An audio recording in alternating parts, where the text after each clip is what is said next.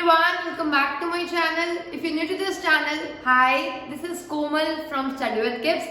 I would really be happy if you take a moment and subscribe to my channel. In our today's video, we'll discuss the first chapter of class 9th science, that is matter in our surroundings. So let's start our chapter now.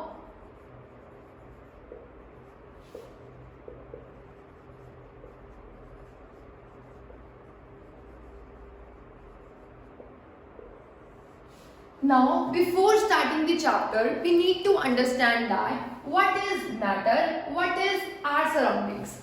Surroundings is anything that surrounds us. मतलब हमारे आसपास की जो भी चीजें हैं उसे हम क्या बोलेंगे? Surroundings. और हमने एक वर्ड यूज किया है मैटर.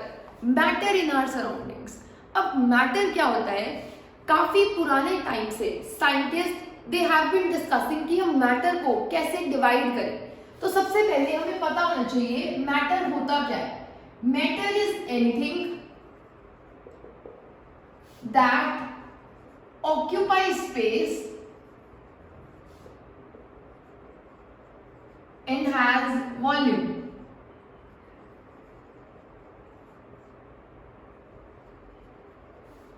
यहां हम बोल सकते हैं matter is anything that has mass and occupies space. अब मास और वॉल्यूम ये दोनों टर्म आप कंफ्यूज हो सकते हो सोच के कि मास और वॉल्यूम में डिफरेंस क्या होता है. Mass is the quantity of something contained in that. अगर मैं इस डस्टर की बात करूं तो इसके अंदर क्या क्या है वो होगा इसका मास, और वॉल्यूम होगा इस डस्टर ने कितना स्पेस ऑक्यूपाई किया हुआ है. इतना स्पेस ऑक्यूपाई किया हुआ है तो ये क्या होगी इसकी वॉल्यूम. मैटर का मतलब क्या होगा? कोई भी चीज हमारे आसपास, अभी बहुत सारी चीजें हैं, जैसे अगर मैं अपने आसपास देखूं तो I can see chair, I can see a balloon, I can see white board, duster, marker, phone, tripod stand, water, काफी सारी चीजें हैं मेरे आसपास. तो मैटर इन आवर सराउंडिंग्स का मतलब क्या है? Matter in our surroundings means anything that surround us occupy space. अगर मैं इसकी बात करूं तो इसने कोई जगह ऑक्यूपाई की है, इसका कुछ अपना मास है, तो ये क्या है? एक मैटर. इसने कोई जगह ऑक्यूपाई की है, इसका कुछ अंदर मास है, तो ये भी क्या है? एक मैटर. तो matter is anything that has mass या occupy space and has volume. अगर वो वॉल्यूम है उसकी तो वो स्पेस तो ऑक्यूपाई कर रहा है, तो हम बोल सकते हैं anything that has mass and occupy space and volume is known as matter. तो कोई भी आपके आसपास की चीज जो कोई इसके अंदर कुछ है और वो कोई जगह ऑक्यूपाई कर रही है वो क्या होगा? मैटर. तो मैटर के एग्जाम्पल में आप काफी सारी चीजें लिख सकते हो. Chair, glass, water, air. Air में बहुत सारी गैसेस हैं. देखो एयर में गैसेस है, गैसेस जगह ऑक्यूपाई कर रहे हैं, गैसेस की वॉल्यूम है, तो एयर भी क्या हुआ? मैटर. इसके अलावा अगर आपने लिखना हो तो परफ्यूम, मार्कर और आप इन सब में ऐड कर सकते हो. तो ये सब क्या होगा? मैटर. तो इस पूरे चैप्टर में हम इन्हीं के बारे में डिस्कस करेंगे. तो जो पुराने टाइम में साइंटिस्ट थे वो सोच रहे थे कि वो मैटर को कैसे क्लासिफाई करें. तो मैटर की क्लासिफिकेशन में उन्होंने बोला कि दुनिया में जितनी भी चीजें हैं वो इन 5 तत्व से मिलकर बनी है, और वो 5 तत्व हैं air, water, earth, fire and sky. तो पुराने साइंटिस्ट के अकॉर्डिंग हम दुनिया में जितनी भी चीजें हैं वो इन सब चीजों से मिलकर बनी है. या तो एयर से मिलकर बनी होगी, या वाटर, अर्थ में तो सब कुछ ही आ गया कि हर चीज अर्थ से बनी है, या फायर से, या फिर स्काई से. पर ये काफी वेग क्लासिफिकेशन था. मॉडर्न डे साइंटिस्ट इसे अप्रूव नहीं करते, और मॉडर्न डे साइंटिस्ट कहते हैं कि हम मैटर को क्लासिफाई कर सकते हैं उनकी फिजिकल और केमिकल प्रॉपर्टीज के बेसिस पे. तो इस चैप्टर में हम सिर्फ फिजिकल प्रॉपर्टीज पढ़ेंगे. नेक्स्ट फर्दर क्लासेस में आप केमिकल प्रॉपर्टीज को डिस्कस करोगे. तो अभी तक हमने क्या पढ़ा है? What is matter? Matter is anything that has mass and occupies space, या आप बोल सकते हो matter is anything that has volume and occupies space. दोनों डेफिनेशंस बिल्कुल करेक्ट होंगे. तो कोई भी चीज जो आपके सामने जगह ऑक्यूपाई कर रही है तो वो क्या है? एक मैटर. तो इसमें हमें मैटर के बारे में पढ़ना है. तो इस चैप्टर के बारे में हम फिजिकल प्रॉपर्टीज पढ़ेंगे. तो let's start with the physical properties now. तो मैटर की फिजिकल प्रॉपर्टीज क्या होती है?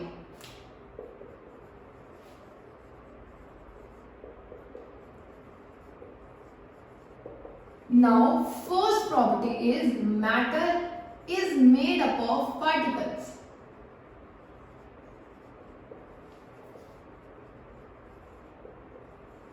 अब हमें कैसे पता चला मैटर एक पार्टिकल से मिलकर बना है? साइंटिस्ट कोई भी ऑब्जर्वेशन जब बताते हैं वो किसी ना किसी एक्सपेरिमेंट के बेसिस पे होती है। तो कैसे पता चला कि मैटर जो है वो पार्टिकल से मिलकर बना है? तो दो ग्रुप ऑफ स्कूल्स थे जो आर्ग्यू कर रहे थे। एक ने आर्ग्यू किया कि मैटर है कंटिन्यूअस, दूसरे ने आर्ग्यू किया कि मैटर मिलके बना है पार्टिकल से। पहले तो आपको पता होना चाहिए कंटिन्यूअस और पार्टिकल का मतलब क्या होता है। पार्टिकल का मतलब होता है एक ये पार्टिकल, ये सेकेंड, ये थर्ड, ये फोर्थ, ये फिफ्थ, ये सारे पार्टिकल्स हैं, ठीक है। कंटिन्यूअस का मतलब होता है कि कोई भी जगह खाली नहीं होगी, ये पूरी जगह ही कुछ ना कुछ है। तो या तो माना गया था कि मैटर जितनी भी दुनिया में सारी चीजें हैं वो सारी ऐसे होती हैं कंटिन्यूअस बिल्कुल, या फिर माना गया था कि वो होती हैं पार्टिकल नेचर की। किस नेचर की होती है? पार्टिकल नेचर की। तो जो दो स्कूल्स आर्ग्यू कर रहे थे उन्होंने इस आर्ग्यूमेंट के लिए एक एक्सपेरिमेंट किया, और एक्सपेरिमेंट बिल्कुल सिंपल था। उन्होंने क्या किया, एक बीकर लिया, उस बीकर में फिल कर दिया वाटर। तो इस बीकर में क्या है? वाटर। और एक स्पून लिया, एक स्पून यहां पर ऐड किया शुगर। अब आप मुझे एक बात बताओ, अगर आप पानी में चीनी डालते हो तो और उसको स्टिर करते हो तो क्या वो चीनी डिसॉल्व हो जाती है या वो चीनी यहीं पर पड़ी रह जाती है जहां आप डाल रहे हो? तो उन्होंने क्या किया, पहले पानी का लेवल चेक किया। मान लो पानी का लेवल था कुछ 6 सेंटीमीटर, ठीक है, कुछ भी सेंटीमीटर यूनिट होती है सबकी, तो 6 था। जैसे हमने चीनी डाली, क्या आप चीनी डालते हो तो वो पानी एक्स्ट्रा हो जाता है? क्या उसकी हाइट बढ़ जाती है? इन्होंने चेक किया, चेक करने पे जब वो चीनी थी वो अंदर ही चली गई, और इसका अभी भी जो डिस्टेंस था चीनी डालने के बाद वो अभी भी रहा 6 मीटर। तो आप सोच के देखो, अगर कोई चीज कंटिन्यूअस होती तो यहाँ पर अगर मैंने चीनी डाली थी तो चीनी तो यहीं रहनी चाहिए थी, वो अंदर जाती ही नहीं, क्योंकि ये कैसा था? कंटिन्यूअस। पर अब या तो कंटिन्यूअस है या फिर पार्टिकल नेचर है, तो माना गया कि पूरा मैटर तो कंटिन्यूअस नहीं हो सकता। माना गया दुनिया में इतनी सारी चीजें हैं तो वो सारी कंटिन्यूअस तो नहीं हो सकती, कुछ कंटिन्यूअस हो सकती है पर कुछ कंटिन्यूअस नहीं है। जैसे ये चीज, साइंस में एक चीज को गलत प्रूफ करने के लिए, फॉल्स प्रूफ करने के लिए एक ही एग्जाम्पल काफी होता है। इस एग्जाम्पल में हमें पता चल गया कि मैटर कंटिन्यूअस नहीं है, तो बात ही खत्म हो गई कि मैटर कंटिन्यूअस तो नहीं हो सकता। तो मैटर किससे मिलके बना है? पार्टिकल से। और ये अगर एक्टिविटी आए तो आपने इसे कैसे प्रूव किया? आपने एक बीकर लिया, उसमें पानी है, उसका वाटर लेवल मेजर किया, उसमें चीनी डाली, उसका वाटर लेवल देखा, वो तब भी उतना ही था। इसका मतलब चीनी डालने से वो पार्टिकल नेचर का बिहेव कर रहा है, तभी तो चीनी उसके अंदर ही कहीं चली गई। अगर वो कंटिन्यूअस होता तो चीनी यहीं पे आ जाती ऊपर, शायद 6.1 हो जाता है टोटल, पर क्या 6.1 हुआ? नहीं हुआ। चीनी डालने के बाद भी वाटर लेवल उतना ही रहा। तो हम बोलते हैं matter is made up of particles, और वो मैटर कंटिन्यूअस नहीं होता। Now second property, particles of matter are very small.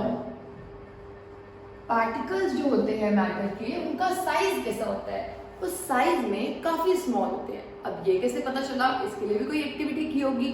इसके लिए एक सिंपल एक्टिविटी है जो आप घर पे कर सकते हो। मैं आपको एक्टिविटी बताती हूँ। आपको क्या करना है, आपने ये बीकर लिया, ठीक है, इसमें है पानी, ये वाटर लेवल है, यहाँ पे है पूरा पानी, वाटर। H2O का मतलब भी वाटर होता है। आपने क्या लिया? वाटर लिया। उस वाटर में आपने थोड़ा सा ऐड कर दिया रूअफ़ज़ा। आपने क्या ऐड किया है? रूअफ़ज़ा। जैसे आपने रूअफ़ज़ा ऐड किया तो इसका कलर क्या हो गया होगा? पिंकिश कलर, पर्पलिश कलर हो गया होगा। तो मैंने मान लिया इसका कलर हो गया पिंक, ठीक है। अब इसमें से मैंने बिल्कुल थोड़ा सा ये वाला लिक्विड लिया और एक और पानी वाला बीकर लिया, प्योर पानी, व्हाइट कलर का पानी। उस पानी में ये थोड़ा सा डाल दिया। थोड़ा सा का मतलब है आप ये समझ लो 2 स्पून डाल दिया बस, ठीक है। अब यहां पर आया होगा, फिर दोबारा एक और बीकर लिया वाटर का, इसमें से थोड़ा सा 2 स्पून ये वाला लिक्विड लिया और वो लिक्विड डाल दिया इसमें। फिर दोबारा से यही एक्सपेरिमेंट रिपीट किया। आपको क्या लग रहा है? आप इस क्या ऑब्जर्व करोगे? ये एक्सपेरिमेंट बहुत कॉमन है, आप घर में ऑब्जर्व करते भी हो। आपने रूह अफ़ज़ा वाला पानी लिया, रूह अफ़ज़ा वाला पानी थोड़ा सा दूसरे पानी में डाल दिया तो उसका कलर भी कैसा हो गया होगा? पिंक। अब ये रूह अफ़ज़ा वाला पानी इसमें डाल दिया, इसका कलर भी कैसा हो गया होगा? पिंक। ये वाला इसमें डाल दिया, थोड़ा सा डाला पर भी कलर कैसा हो गया होगा? पिंक। मैं मानती हूँ इसका कलर जितना डार्क पिंक होगा इसका कलर लाइट होता जाएगा, लाइट लाइट लाइट। पहले लाइट हुआ, अब उसका थोड़ा सा डाल रहे हो तो और लाइट हुआ, यहाँ से थोड़ा सा डाल रहे हो तो यहाँ पर और लाइट हुआ। मतलब कलर हर लेवल में क्या होता जा रहा है? Light colour. तो इस एक्टिविटी से हमें क्या पता चलता है? ये एक्टिविटी अभी हमने तो की है रूह अफ़ज़ा के साथ, आपकी बुक में ये एक्टिविटी दी हुई है पोटेशियम परमैंगनेट के साथ।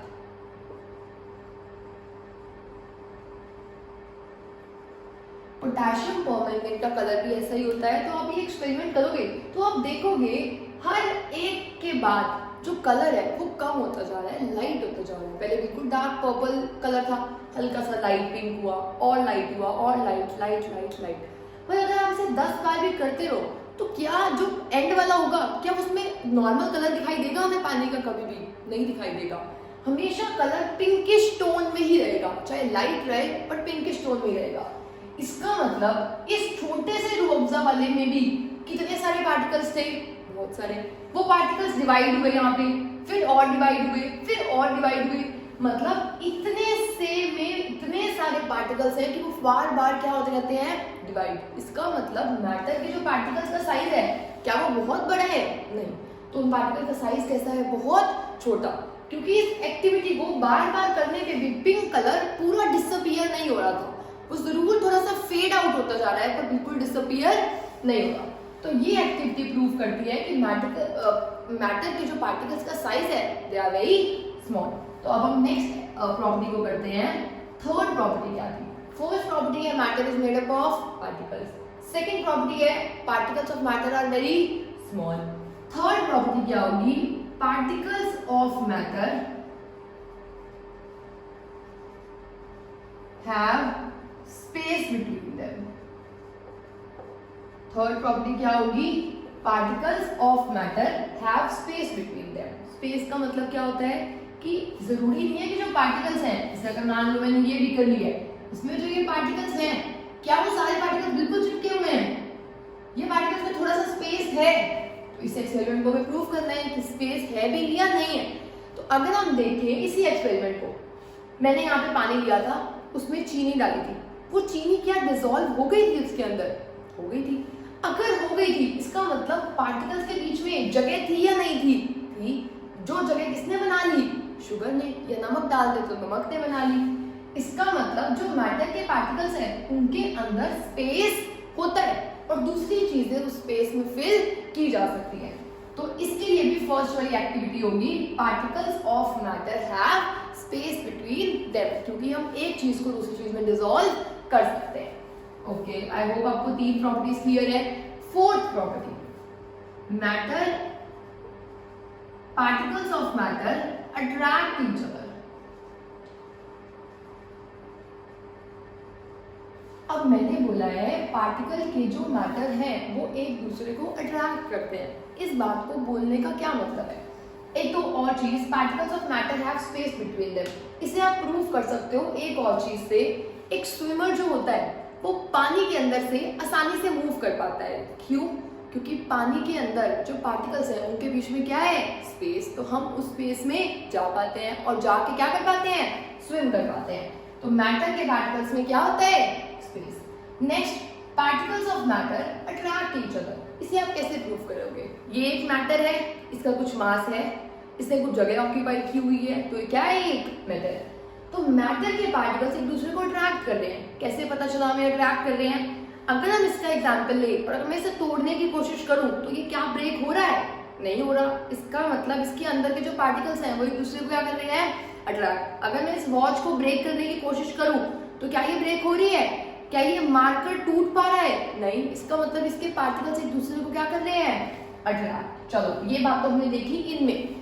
इन सबको बोलते हैं सॉलिड्स। अभी इनकी हम अच्छे से क्लासिफिकेशन करेंगे। नेक्स्ट, आप देखो पानी। पानी का एग्जाम्पल हम कैसे देख सकते हैं? मान लो हमने यहाँ पर एक टैप ली है और इस टैप में से पानी आ रहा है, ठीक है, इस टैप में से अगर पानी आ रहा है और मैं यहाँ पर अपनी फिंगर लगा दूँ, यहाँ पे ऐसे मैंने ऐसे फिंगर लगा दी, तो आपको क्या लग रहा है पानी कहाँ जाएगा? पानी बस उस टाइम के लिए ना थोड़ा सा दूर हो जाएगा, और जैसे मेरी फिंगर के नीचे वाला एरिया अगर हम देखेंगे तो वो पानी फिर जुड़ चुका होगा वहां पे, मतलब यहाँ पे अलग हो गया, पानी फिर से क्या हो गया, जुड़ गया। इसका मतलब पानी आ रहा है, आपने फिंगर लगाया तो यहाँ से पानी एक साथ आ रहे थे सारे पार्टिकल्स, यहाँ पे थोड़ी सी दूर हो गए, फिर पार्टिकल्स कहाँ जाते हैं, एक साथ, मतलब पार्टिकल्स एक दूसरे को क्या कर रही है, अट्रैक्ट कर रहे हैं। तो हमने यहाँ पर भी देखा कि पार्टिकल्स एक दूसरे को क्या करते हैं, अट्रैक्ट करते हैं। इन्हें बोलते हैं लिक्विड्स। क्या बोलते हैं, लिक्विड्स। एक और होते हैं जिन्हें हम बोलते हैं गैसेस, जैसे एयर क्या है, एक गैस। सॉलिड, लिक्विड, गैसेस को हम और डिस्कशन में करेंगे। अभी के लिए आपको देखना है कि मैटर के पार्टिकल्स एक दूसरे को क्या कर रहे होते हैं, अट्रैक्ट। इसके लिए आपकी बुक में एक एक्सपेरिमेंट दिया हुआ है। उस एक्सपेरिमेंट में आपको क्या करना है, आप 6 लोगों की एक टीम लेनी है। उन 6 लोगों ने एक दूसरे को पकड़ना है, होल्ड करना है। पहले ग्रुप ने एक दूसरे को होल्ड करना है बाय होल्डिंग देयर आर्म्स, मतलब ऐसे ऐसे करके होल्ड करना है। नेक्स्ट मेंबर मेरे आर्म पे, बैक पे होल्ड कर रहा होगा, नेक्स्ट उससे आगे होल्ड कर रहा होगा। मैं इसकी एक पिक्चर भी अटैच कर दूंगी। तो पहले ग्रुप ने कैसे होल्ड करना है, अगर हम इसकी बात करें,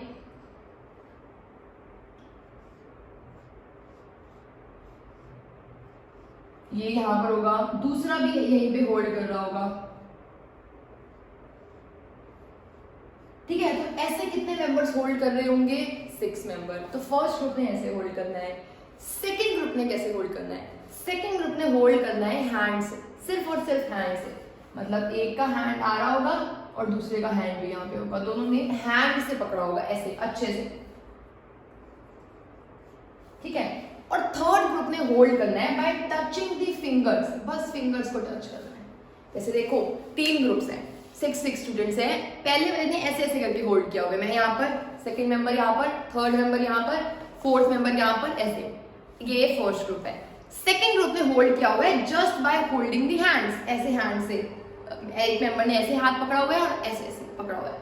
जो थर्ड ग्रुप है, थर्ड ग्रुप ने होल्ड किया हुआ है बाय देयर फिंगर्स, बस ऐसे फिंगर टच कर रही है, इसको फिंगर टच कर रही है, उसको भी फिंगर टच कर रही है, फिंगर टच कर रही है सब। तो आपको क्या लग रहा है, किसको ब्रेक करना आसान होगा, फर्स्ट ग्रुप को, सेकंड ग्रुप को या थर्ड ग्रुप को? तीनों में लोग एक दूसरे को अट्रैक्ट कर रहे हैं, पर कौन सबसे ज्यादा अट्रैक्ट कर रहा है? ये सबसे ज्यादा अट्रैक्ट कर रहे हैं, उन्होंने एक दूसरे को बहुत टाइटली होल्ड किया हुआ है। ये उससे कम अट्रैक्ट कर रहे हैं और ये सबसे कम अट्रैक्ट कर रहे हैं। तो अगर हम गैसेस का देखें, मेरा हाथ है, मैं हैंड, यहाँ पे एयर है, मैं हैंड अपना मूव कर पा रही हूँ, गैस के पार्टिकल्स हैं, पर गैस के पार्टिकल्स एक दूसरे को सबसे कम अट्रैक्ट करते हैं। तो वो कम अट्रैक्ट करते हैं तो हम उसमें हैंड को अपना मूव आसानी से कर सकते हैं, ठीक है। तो सबसे ज्यादा अट्रैक्शन कौन करते हैं, सॉलिड्स। सबसे कम अट्रैक्शन कौन करते हैं, गैसेस। सबसे ज्यादा करते हैं सॉलिड्स और सबसे कम कौन करते हैं, गैसेस। इसका एग्जांपल में आप ले सकते हो, एक ने होल्ड किए हुए थे बैग्स, दूसरे ने होल्ड किए हुए थे हैंड्स, लास्ट में होल्ड किए हुए थे फिंगर्स। तो कौन सा सॉलिड का एग्जांपल है ये, कौन सा गैसेस का एग्जांपल है ये? तो आई होप आपको ये क्लियर होगा। सॉलिड, लिक्विड और गैसेस को भी हम और डिस्कस करेंगे। पहले लास्ट प्रॉपर्टी डिस्कस करते हैं इसकी। चलो, फिफ्थ प्रॉपर्टी क्या है? फिफ्थ प्रॉपर्टी होती है particles of matter are continuously moving. Continuously moving बोलने का क्या मतलब होता है? देखो, मैटर के जो पार्टिकल्स हैं वो कंटिन्यूअसली मूव कर रहे हैं। इसका मतलब है अगर मैं यहाँ पर ये एक बीकर लूँ और इसमें मैंने वाटर है और मैं यहाँ पर इंक डालूँ, यहाँ पर इंक, तो आपको क्या लगता है कि वो इंक सिर्फ ऊपर ऊपर रहेगी या पूरे में डिसॉल्व हो जाएगी? 1 मिनट बाद आप पाओगे पूरे में घुल चुकी होगी, पूरे का कलर ब्लू हो चुका होगा, पूरे का कलर ब्लू हो चुका होगा। इसका मतलब, इससे तो एक बात हमें पता चली थी कि पार्टिकल्स के बीच में क्या होता है, स्पेस। एक बात ये पता चली थी कि पार्टिकल्स, मैटर किससे मिलकर बना है, पार्टिकल से। अब एक और बात पता चली है कि मैटर के जो पार्टिकल्स हैं वो कंटिन्यूअसली क्या कर रहे हैं, मूव। आपने यहाँ पर इंक डाली, पर ये पार्टिकल जो था ये रुका हुआ नहीं था, ये यहाँ से इंक को यहाँ ले गया, यहाँ से यहाँ ले गया, यहाँ से यहाँ पे, यहाँ से यहाँ पे, इंक पूरे में ट्रैवल कर गई। पूरे में इंक ट्रैवल कर गई तो हम बोलते हैं particles of matter are continuously moving. I hope आपको यहाँ तक क्लियर हुआ होगा। हमने अभी डिस्कस किए हैं मैटर की फिजिकल प्रॉपर्टीज, जिसमें फर्स्ट प्रॉपर्टी थी कि मैटर किससे मिलके बनी है, पार्टिकल्स से, क्योंकि चीनी जा रही थी अंदर। फिर पार्टिकल का साइज कैसा है, बहुत छोटा, क्योंकि डिवाइड होने पर भी वो बिल्कुल खत्म नहीं हो रहा, वो डिवाइड होता जा रहा है, तो पार्टिकल का साइज कैसा है, छोटा। थर्ड प्रॉपर्टी थी they have spaces between them, क्योंकि चीनी डिसॉल्व हो रही है। फोर्थ थी दे अट्रैक्ट ईच अदर, क्या इसको तोड़ सकते हो, नहीं, क्योंकि एक दूसरे को क्या कर रहे हैं, अट्रैक्ट। लास्ट प्रॉपर्टी थी दे आर कंटिन्यूअसली मूविंग, अगर हम इंक डालते हैं तो इंक पूरे में स्प्रेड हो जाती है, इसका मतलब मैटर के जो पार्टिकल्स हैं वो रुके हुए नहीं है, दे आर कंटिन्यूअसली मूविंग। तो आई होप आपको मैटर की ये फिजिकल प्रॉपर्टी समझ आई होगी। ये फर्स्ट टॉपिक के अकॉर्डिंग बहुत ही इंपॉर्टेंट टॉपिक था कि एग्जाम में ये स्ट्रेट अवे आ सकता है, राइट 4 और 5 प्रॉपर्टीज ऑफ मैटर। चलो, अगर आपको यहाँ तक क्लियर है तो अब मैं आपको इन दोनों को काफी अच्छे से एक्सप्लेन करती हूँ, इस प्रॉपर्टी को। फर्स्ट पहले हम डिस्कस करेंगे फिफ्थ प्रॉपर्टी को। अब जिस प्रॉपर्टी को हम डिस्कस करने वाले हैं that is particles of matter are continuously moving. Particles of matter are continuously moving, इसे हम कैसे बोलते हैं कि पार्टिकल्स कंटिन्यूअसली मूव करते हैं। एक एग्जांपल तो मैंने आपको इसका दे दिया, और अगर आप एग्जांपल देखो तो इस प्रोसेस को हम बोलते हैं डिफ्यूजन। इस प्रोसेस को क्या बोलते हैं, डिफ्यूजन। अब डिफ्यूजन क्या होता है, diffusion is the movement of particles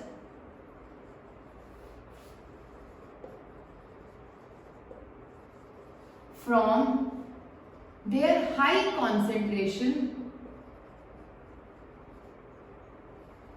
to low concentration।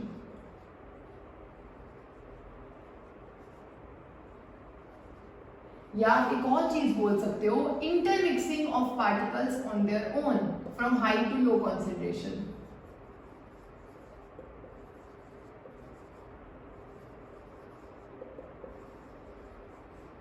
देखो, अब इसे हम कैसे बोलेंगे, डिफ्यूजन का मतलब है movement of particles from a region of high concentration to a region of low concentration.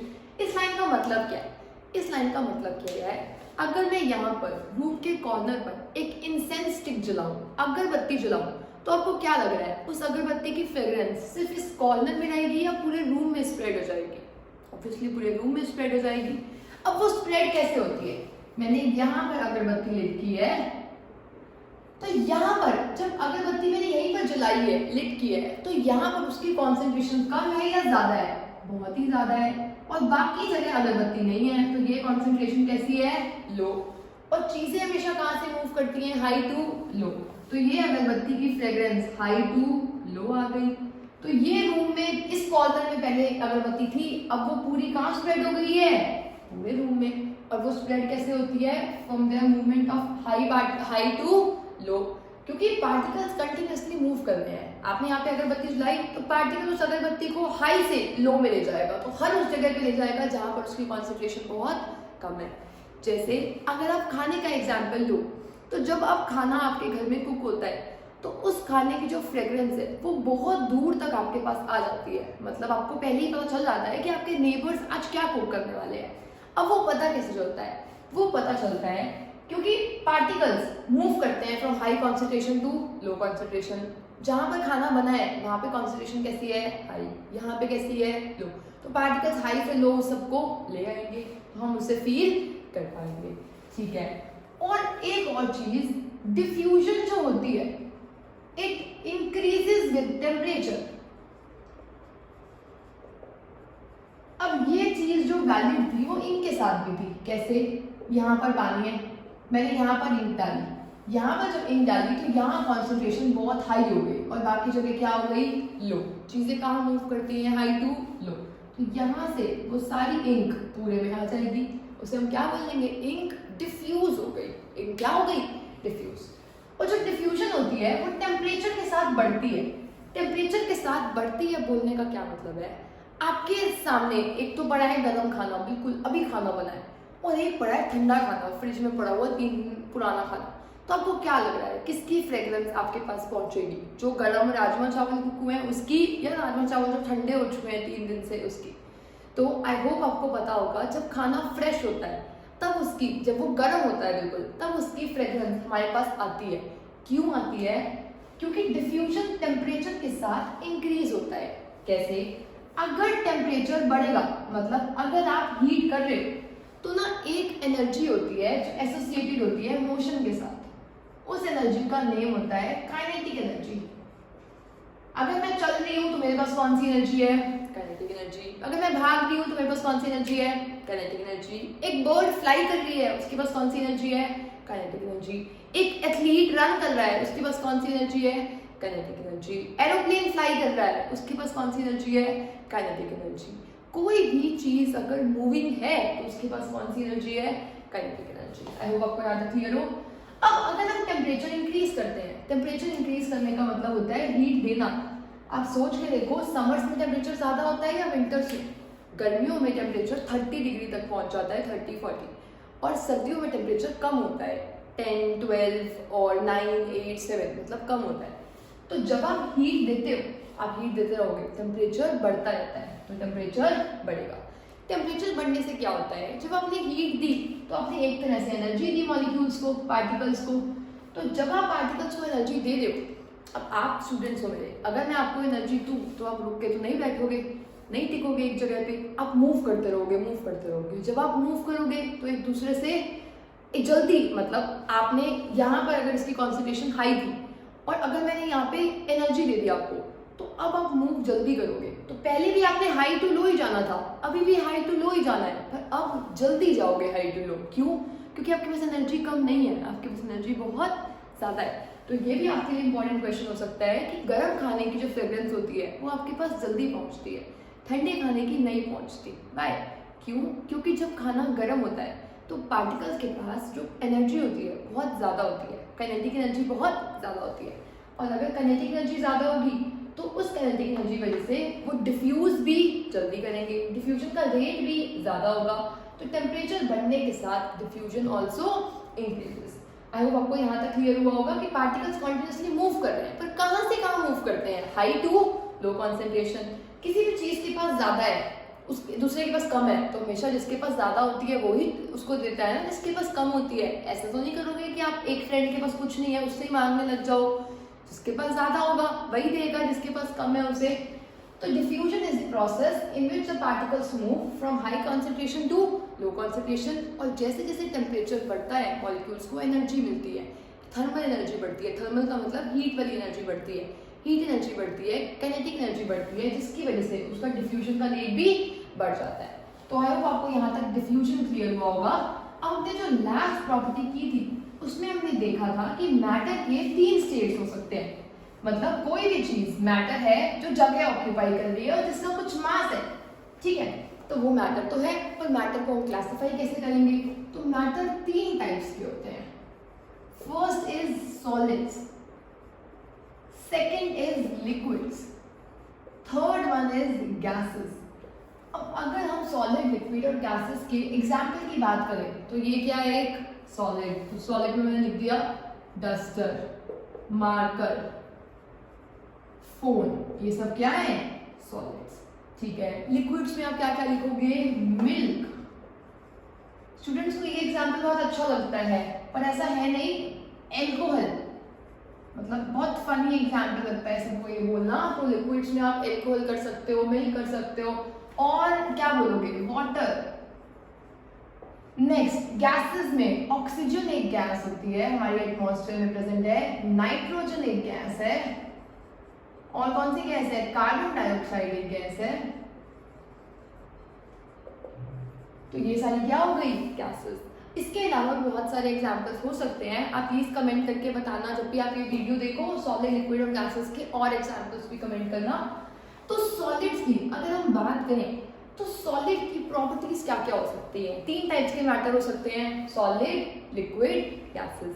मैंने आपको एक एग्जाम्पल से समझाया था कि सॉलिड के जो पार्टिकल्स होते हैं वो दूसरे को बहुत टाइटली होल्ड कर रहे होते हैं, याद है ना ऐसे वाला।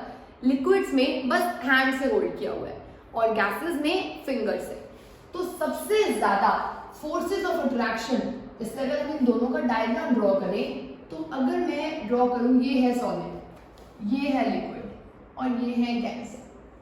तो जो सॉलिड के पार्टिकल्स होंगे वो सारे बिल्कुल एक दूसरे के पास पास हैं, जो लिक्विड के पार्टिकल्स होंगे वो कंपैरेटिवली दूर है, तो कंपैरेटिवली दूर है तो हम थोड़े से कम पार्टिकल्स बना देते हैं, और गैसेस में और भी दूर है।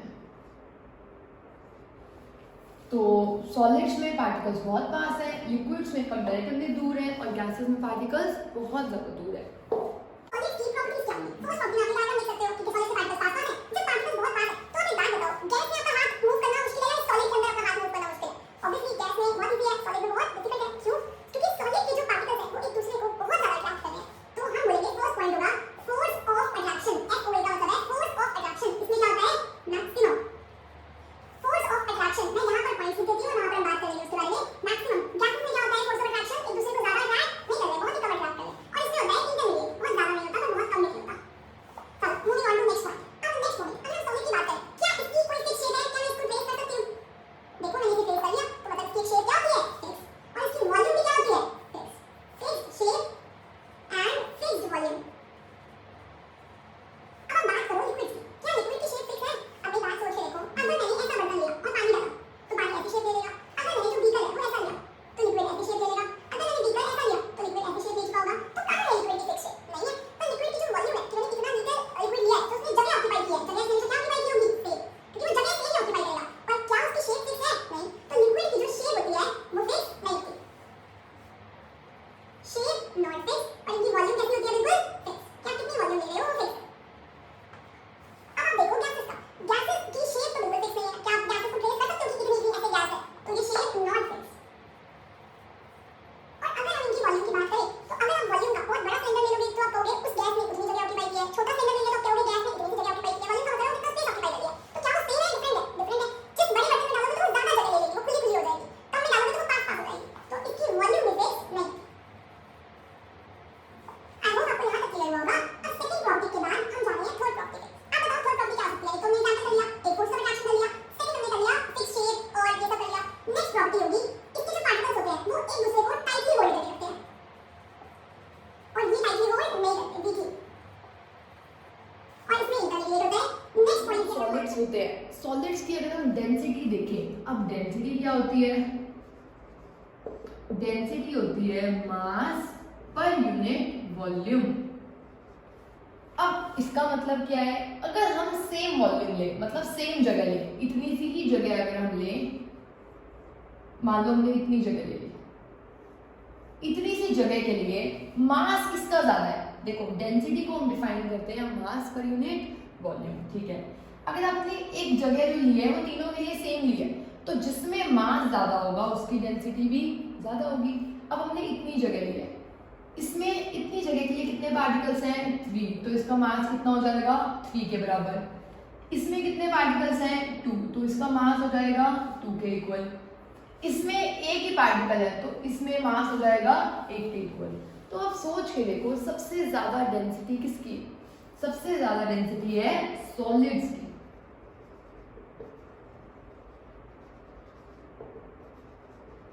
सॉलिड्स की डेंसिटी जो होती है वो मैक्सिमम होती है, जो गैसेस की डेंसिटी होती है वो मिनिमम होती है। क्योंकि देखो सिर्फ एक ही है और इसकी डेंसिटी इंटरमीडिएट होती है। डेंसिटी का मतलब होता है वो क्या फर्क पड़ता है किसी की डेंसिटी ज्यादा या कम होने से? जिनकी डेंसिटी ज्यादा होती है वो नीचे रहते हैं, जिनकी डेंसिटी कम होती है वो ऊपर रहते हैं। ऊपर रहने का मतलब होता है वो फ्लोट करते हैं, नीचे रहने का मतलब होता है सिंक करते हैं। इसका मतलब जिसकी डेंसिटी कम वो ऊपर, जिसकी डेंसिटी ज्यादा वो नीचे। गैसेस की डेंसिटी कम होती है तो वो ऊपर रहते हैं, पानी की डेंसिटी ज्यादा होती है तो पानी नीचे रहता है, ठीक है। अब देखो density equals to mass upon volume. Density का मतलब है सेम वॉल्यूम के लिए जिसका मास ज्यादा होगा उसकी डेंसिटी भी ज्यादा होगी। इसमें 3 का मास है, इसमें 2 का मास है, इसमें 1 का मास है। मैक्सिमम डेंसिटी किसकी है? सॉलिड्स की। सबसे कम किसकी है? गैसेस की। इसका एक एक्सेप्शन है जो मैं आपको अभी बता रही हूँ। चलो 5th पॉइंट करते हैं, कंप्रेसिबिलिटी। कंप्रेसिबिलिटी का मतलब क्या होता है, नाम में ही लिखा हुआ है कंप्रेस, कि आप किसको कितना ज्यादा कंप्रेस कर सकते हो। ये एक सॉलिड है, आप बताओ आप इसे कितना दबा सकते हो, क्या मैं इसे कंप्रेस कर पा रही हूँ, नहीं कर पा रही। तो इनकी कंप्रेसिबिलिटी होती है मिनिमम। गैसेस की जो कंप्रेसिबिलिटी होती है वो होती है मैक्सिमम। अब मैक्सिमम कंप्रेसिबिलिटी कैसे होती है, आपको कैसे पता चला? मैक्सिमम कंप्रेसिबिलिटी का इसका एग्जांपल होता है जो हमारे घर में गैसेस होती है। LPG gas, LPG liquefied petroleum gas. जो ये गैस हमारे घर में ट्रांसपोर्ट होती है, जिसे हम कुकिंग में यूज करते हैं, इसको बहुत ज्यादा कंप्रेस किया जाता है। कंप्रेस करके इसे ट्रांसपोर्ट किया जाता है लिक्विफाइड फॉर्म में, लिक्विफाइड पेट्रोलियम गैस। या फिर जो फ्यूल्स में आजकल डलता है, सीएनजी, कंप्रेस्ड नेचुरल गैस, जो व्हीकल्स में फ्यूल्स में आजकल डल रहा है, वो भी गैस कैसी होती है, कंप्रेस्ड। तो ये दो एग्जांपल से हमें पता चला कि गैसेस की कंप्रेसिबिलिटी सबसे ज्यादा होती है। हम गैसेस को कंप्रेस कर सकते हैं। आप सोच के देखो, आपने एक पिस्टन लिया है, सिरिंज लिया है, सिरिंज का मतलब होता है जो इंजेक्शन वाली सुई होती है, उसके अंदर आप एक चौक को डालो और उसको मूव करो, क्या चौक मूव हो पाएगा अंदर से? नहीं हो पाएगा। उसके अंदर पानी डालो और फिर सिरिंज को दबाओ, पानी चला जाएगा। उसके अंदर कुछ ना डालो, कुछ ना डालने का मतलब क्या होता है, गैस। सिरिंज को दबाओ, सिरिंज सबसे जल्दी चली जाती है। इसका मतलब जो गैसेस है उनको दबाना सबसे आसान है, लिक्विड को दबाना थोड़ा सा मुश्किल है, हल्का सा। और इसमें दबाना, चौक को तो हम उसके अंदर, जो इंजेक्शन के अंदर चौक को डाल दो, क्या चौक दब पाएगा? नहीं दब पाएगा, क्योंकि उसकी कंप्रेसिबिलिटी कैसी होती है, मिनिमम। गैसेस की कंप्रेसिबिलिटी कैसी होती है, मैक्सिमम। और इसमें अगर आपको कोई और एक और एग्जांपल आपकी एनसीईआरटी में दिया हुआ है, आप वो भी बताना कमेंट करके कि वो एग्जांपल कौन सा है। 3 गैसेस दी हुई है एनसीईआरटी में। चलो नेक्स्ट पॉइंट की अगर हम बात करें तो एक और पॉइंट डिस्कस कर सकते हो, रिजिडिटी। रिजिडिटी का मतलब होता है कौन कितना ज्यादा हार्ड है। तो सॉलिड्स सबसे ज्यादा रिजिड होते हैं और गैसेस रिजिड नहीं होते। तो ये होते हैं रिजिड और ये होते हैं फ्लूइड्स, क्योंकि इनकी फ्लो करने की प्रॉपर्टी होती है। फ्लो करने की प्रॉपर्टी होती है का मतलब क्या है, लिक्विड भी फ्लो करता है, पानी लिया ऐसे किया, गैसेस भी क्या करती हैं, फ्लो करती हैं।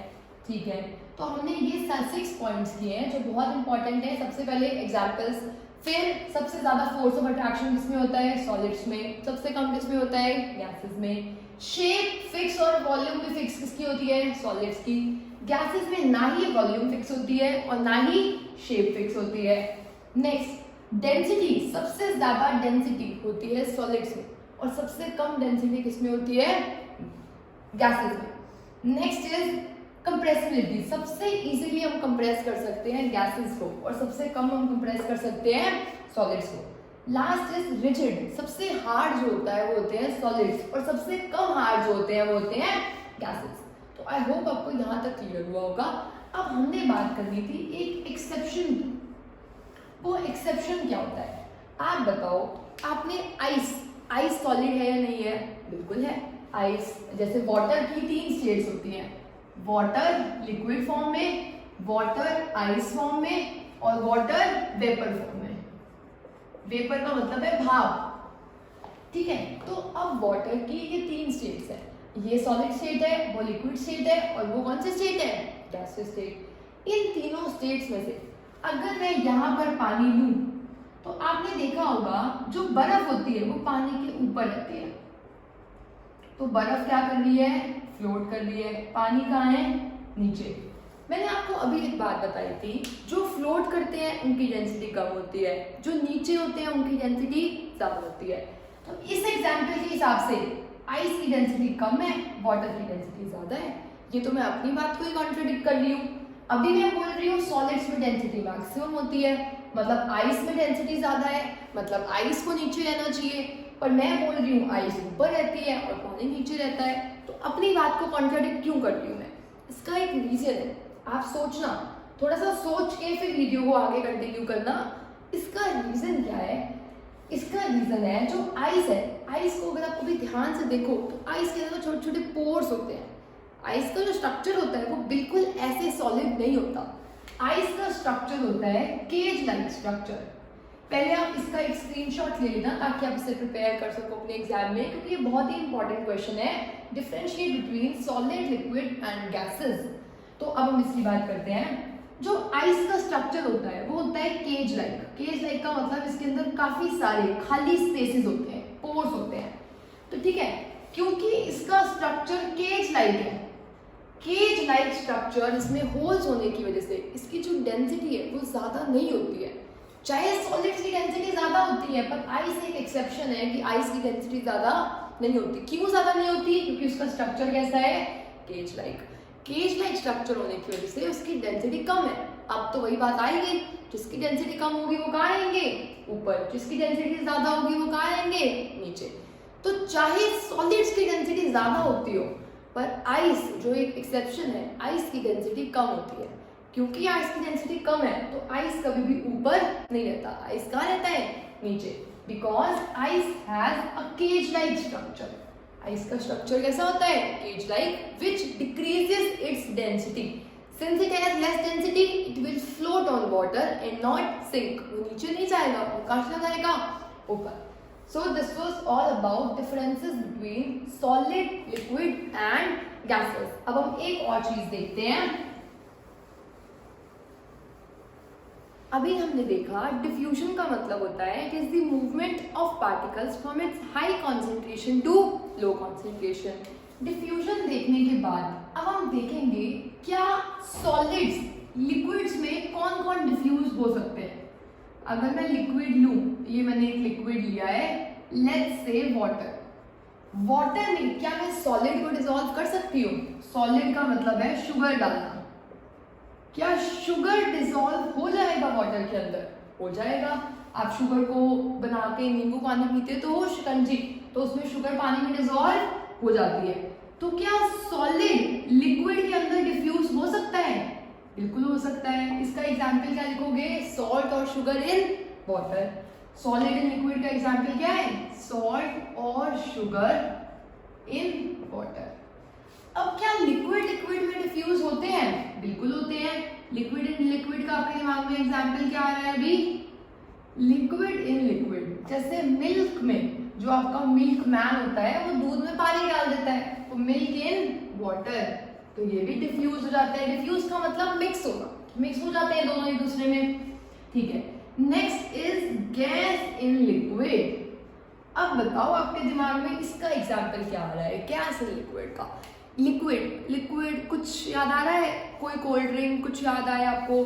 कोल्ड ड्रिंक्स में क्या होता है? कोल्ड ड्रिंक में कोल्ड ड्रिंक होती है, लिक्विड शेप में होती है, उसके अंदर क्या होती है? Gas, carbon dioxide.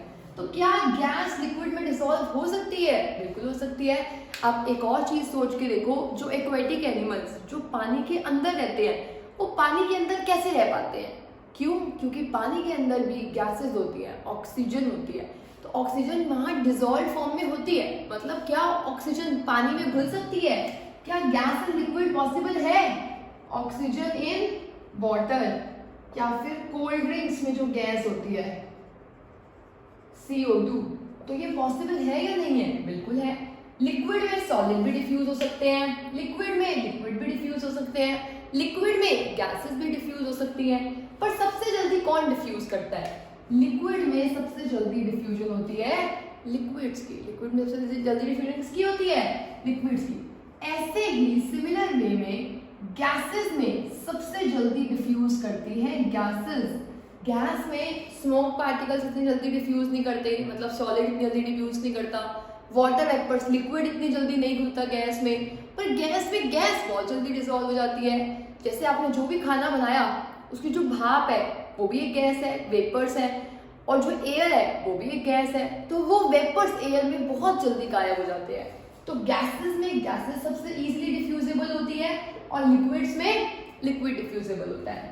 अब इस टॉपिक में एक और छोटा सा टॉपिक रह गया था हमारा, एंड वो टॉपिक था, अभी मैंने आपको बताया कि सॉलिड्स की जो शेप होती है वो बिल्कुल फिक्स होती है, या फिर मैंने आपको अभी एक और चीज बताई कि जो सॉलिड्स होते हैं उनकी जो शेप है वो फिक्स है, और लिक्विड को जिस बर्तन में डालो वो उसकी शेप ले लेता है। पर इसमें एक और क्वेश्चन है, एक डाउट है। मैंने मान लो चीनी ली, शुगर, उसको ऐसे बीकर में डाला, तो शुगर की भी तो आप बाहर से उसको देखो तो आपको लगता है शुगर ने भी ऐसी शेप ले ली। तो क्या शुगर सॉलिड है या शुगर लिक्विड है? क्योंकि शुगर तो बर्तन की शेप ले रहा है। पर यहीं पर एक क्वेश्चन आ जाता है, शुगर बर्तन की शेप नहीं ले रहा। अगर आप शुगर के एक क्रिस्टल की बात करो तो उसकी शेप जो है वो फिक्स रहती है। तो एग्जाम में ये क्वेश्चन आता है, is sugar a solid? Because when we add sugar into a vessel, it takes its shape. But sugar is definitely a solid because the shape of each crystal of the individual remains fixed. एक की shape same रहती है, पूरे की बात नहीं करते हम, एक की शेप कैसे रहती है? सेम। तो शुगर क्या है? सॉलिड है। तो सबसे पहला एग्जाम्पल हमने किया, yes sugar is solid. Second point, rubber band. हमने बोला था कि सॉलिड्स की शेप फिक्स होती है, पर अगर हम रबर बैंड को लें, उसको स्ट्रेच करो, स्ट्रेच कर पाते हैं, मतलब मैंने तो रबर बैंड की शेप को क्या कर दिया? चेंज कर दिया। तो अभी मैं बोल रही थी रबर बैंड की शेप, सॉलिड्स की शेप फिक्स रहती है। तो क्या रबर बैंड सॉलिड है? Yes it is a solid because when we apply force the shape changes, but when we leave it it comes back to its own position. इसका मतलब इसकी जो शेप चेंज हुई है वो हमारे फोर्स लगाने की वजह से हुई है। फोर्स को हटाओ, वापस किस में आ गई? अपनी शेप में। तो रबर बैंड की शेप चेंज नहीं होती है, so it is still a solid. और अगर आप ज्यादा फोर्स लगाओगे तो रबर बैंड ब्रेक ही हो जाएगी। नाउ थर्ड पॉइंट, पहला पॉइंट था शुगर सॉलिड है, बिल्कुल है, क्योंकि एक क्रिस्टल की शेप सेम रहती है। रबर बैंड सॉलिड है, उसकी शेप चेंज कर देते हैं, बिल्कुल सॉलिड है, क्योंकि फोर्स लगाने पे शेप चेंज हो रही है और फोर्स हटाने पे शेप फिर से क्या आ रही है? पहले वाली। Now third point is sponge. अब स्पंज क्या होता है? आपने अपनी बस की सीट्स में देखा होगा, जो सीट के अंदर होता है येलो येलो शेप का, या फिर जो बर्तन क्लीनिंग में यूज होता है वो भी स्पंज होता है। आप उसको ऐसे कंप्रेस करके देखो तो वो कंप्रेस हो जाता है, छोड़ दो तो हट जाता है वो। अब क्या, अभी मैंने कहा था कि ये सॉलिड है क्योंकि इसको हम दबा नहीं सकते, इसको हम कंप्रेस नहीं कर सकते। अभी मैं कह रही हूँ स्पंज भी सॉलिड है।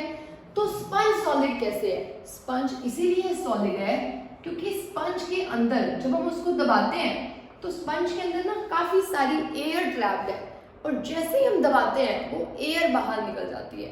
तो टेक्निकली स्पंज को हम कंप्रेस नहीं कर रहे, हम बस उसकी एयर को क्या कर रहे हैं? बाहर निकाल रहे हैं। तो एयर इज एक्सपेल्ड आउट, क्योंकि एयर क्या हो चुकी थी? ट्रैप हो चुकी थी। तो अभी तक हमने ये सॉलिड्स, अभी तक हमने पहले प्रॉपर्टीज ऑफ मैटर किया। Matter is made up of particles, particles are very small, they have spaces between them, they attract each other, they are continuously moving. फिर हमने सॉलिड, लिक्विड और गैसेस में डिफरेंसेस किए।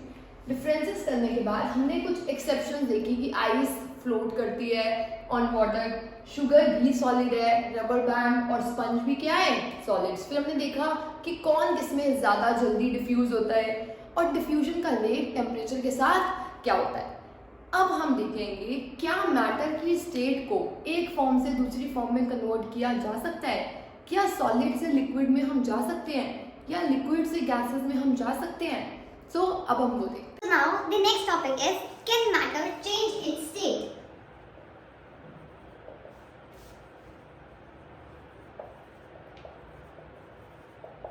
अभी हमें पता है कि matter can exist in 3 states, solids, liquids and gases. तो क्या मैटर अपनी स्टेट चेंज कर सकता है? क्या सॉलिड को हम लिक्विड में कन्वर्ट कर सकते हैं? क्या लिक्विड को गैसेस में? या करते हैं तो किस मेथड से करते हैं? तो लेट्स सी, अगर हम सॉलिड की बात करें तो वाटर की सॉलिड फॉर्म होती है आइस, और लिक्विड फॉर्म होती है वाटर, और गैसियस फॉर्म होती है वाटर वेपर्स। मतलब बर्फ को बोलते हैं सॉलिड फॉर्म, वाटर पानी को बोलते हैं लिक्विड फॉर्म, और वाटर वेपर्स जो भाप होती है उसे बोलते हैं गैसियस फॉर्म। तो ये 3 फॉर्म्स हैं सॉलिड्स की, मैटर की। तो अगर हम इन 3 स्टेट्स की बात करें तो क्या हम देखते हैं कि बर्फ पानी में कन्वर्ट हो जाए या पानी किस में कन्वर्ट हो जाए? वाटर वेपर्स में। वो हम अब देखेंगे। तो इसके लिए एक एक्सपेरिमेंट कंडक्ट किया गया, और इस एक्सपेरिमेंट से पहले मैं आपको एक बात और बता दूं, जो गैसेस के पार्टिकल्स होते हैं वो एक दूसरे को अट्रैक्ट नहीं कर रहे होते, बिकॉज उसमें फोर्स ऑफ अट्रैक्शन मिनिमम होती है। तो वो कोलाइड करते हैं, एक दूसरे के साथ टकराते हैं तो वॉल के साथ भी कोलाइड करते हैं, और जब वो वॉल के साथ कोलाइड करते हैं तो वो वहां पर कुछ ना कुछ फोर्स लगाते हैं, और जब फोर्स किसी एरिया पे लगता है तो हम बोलते हैं प्रेशर लग रहा है। गैस के पार्टिकल्स होते हैं वो अपनी वॉल्स पे क्या एक्सर्ट करते हैं, प्रेशर। तो now let's get back to this topic. अगर हमने इस एक्सपेरिमेंट में देखा कि हमने आइस क्यूब्स लिए, तो आइस जो बर्फ होती है, आप सोच के देखो बर्फ कौन से टेम्परेचर पे होती है, हम बोलते हैं -10 डिग्री सेल्सियस है वहाँ पर, वहाँ बर्फ हो चुकी है, बिल्कुल -12 डिग्री है। तो बर्फ होती है जब टेम्परेचर नेगेटिव होता है, ठीक है। तो इसका टेम्परेचर है मान लो -12 डिग्री सेल्सियस। जब हम इसे हीट करते रहेंगे, आप सोच के देखो ठंड है, ठंड से जब आप गर्मी की तरफ पहुंचते हो तो टेम्परेचर कम होता रहता है, 0 होता है, 1 होता है, 2 होता है, 30 तक जाता है। मतलब जब टेम्परेचर बढ़ता है तो गर्मी बढ़ती है, टेम्परेचर बढ़ेगा तो गर्मी बढ़ेगी, ठीक है। तो अभी हमारे पास जो बर्फ है वो है -12 डिग्री सेल्सियस पे। हमने इस बर्फ को हीट करना स्टार्ट किया। हम इस बर्फ को क्या कर रहे हैं, हीट कर रहे हैं। बर्फ को हीट करोगे तो टेम्परेचर बढ़ेगा, टेम्परेचर बढ़ेगा तो -12 से बढ़ेगा -11, -10, -9, -8, -7, 6, 5, 4, 3, 2, मतलब मैं माइनस में बात कर रही हूँ, -1, और फिर आ जाएगा 0 डिग्री सेल्सियस पे, फिर इस पे आ जाएगा 0 डिग्री सेल्सियस पे। तो पहले था, मैंने मान लिया -12 डिग्री सेल्सियस पे, हीट करते रहे तो कितने पे आ गया, 0 डिग्री सेल्सियस पे। और हमने ना यहाँ पर थर्मोमीटर लगाया हुआ है टेम्परेचर को चेक करने के लिए। थर्मोमीटर क्या चेक करता है, टेम्परेचर। तो पहले वो टेम्परेचर बता रहा था -12 डिग्री सेल्सियस। अब हीट करते रहे, टेम्परेचर कम होते होते होते 0 पे आ गया। अब जब 0 पे आया, अब आप और हीट कर रहे हो। अब आप हीट कर रहे हो तो आप क्या नोटिस करना चाहोगे, जैसे पहले हो रहा था, आप चाहोगे वही ट्रेंड फॉलो कि अब आप हीट दे रहे हो तो 0 से कहाँ चला जाए, 1 डिग्री पे, 2 डिग्री पे, 3 डिग्री पे, पर ऐसा देखा नहीं गया। अब ऐसा क्यों हुआ, हमें पता है जब हम हीट करते हैं बर्फ को तो एक पॉइंट पे आके बर्फ पानी में कन्वर्ट करने लग जाती है। और वो किस टेम्परेचर में पानी में कन्वर्ट होती है, वो टेम्परेचर होता है 0 डिग्री सेल्सियस। 0 डिग्री सेल्सियस एक ऐसा टेम्परेचर होता है जिसमें जो बर्फ है वो आइस की फॉर्म में भी एग्जिस्ट कर रही होती है और पानी की फॉर्म में भी एग्जिस्ट कर रही होती है। तो 0 टेम्परेचर को ही हम बोलते हैं कि उसमें आइस भी होगी या पानी भी होगा।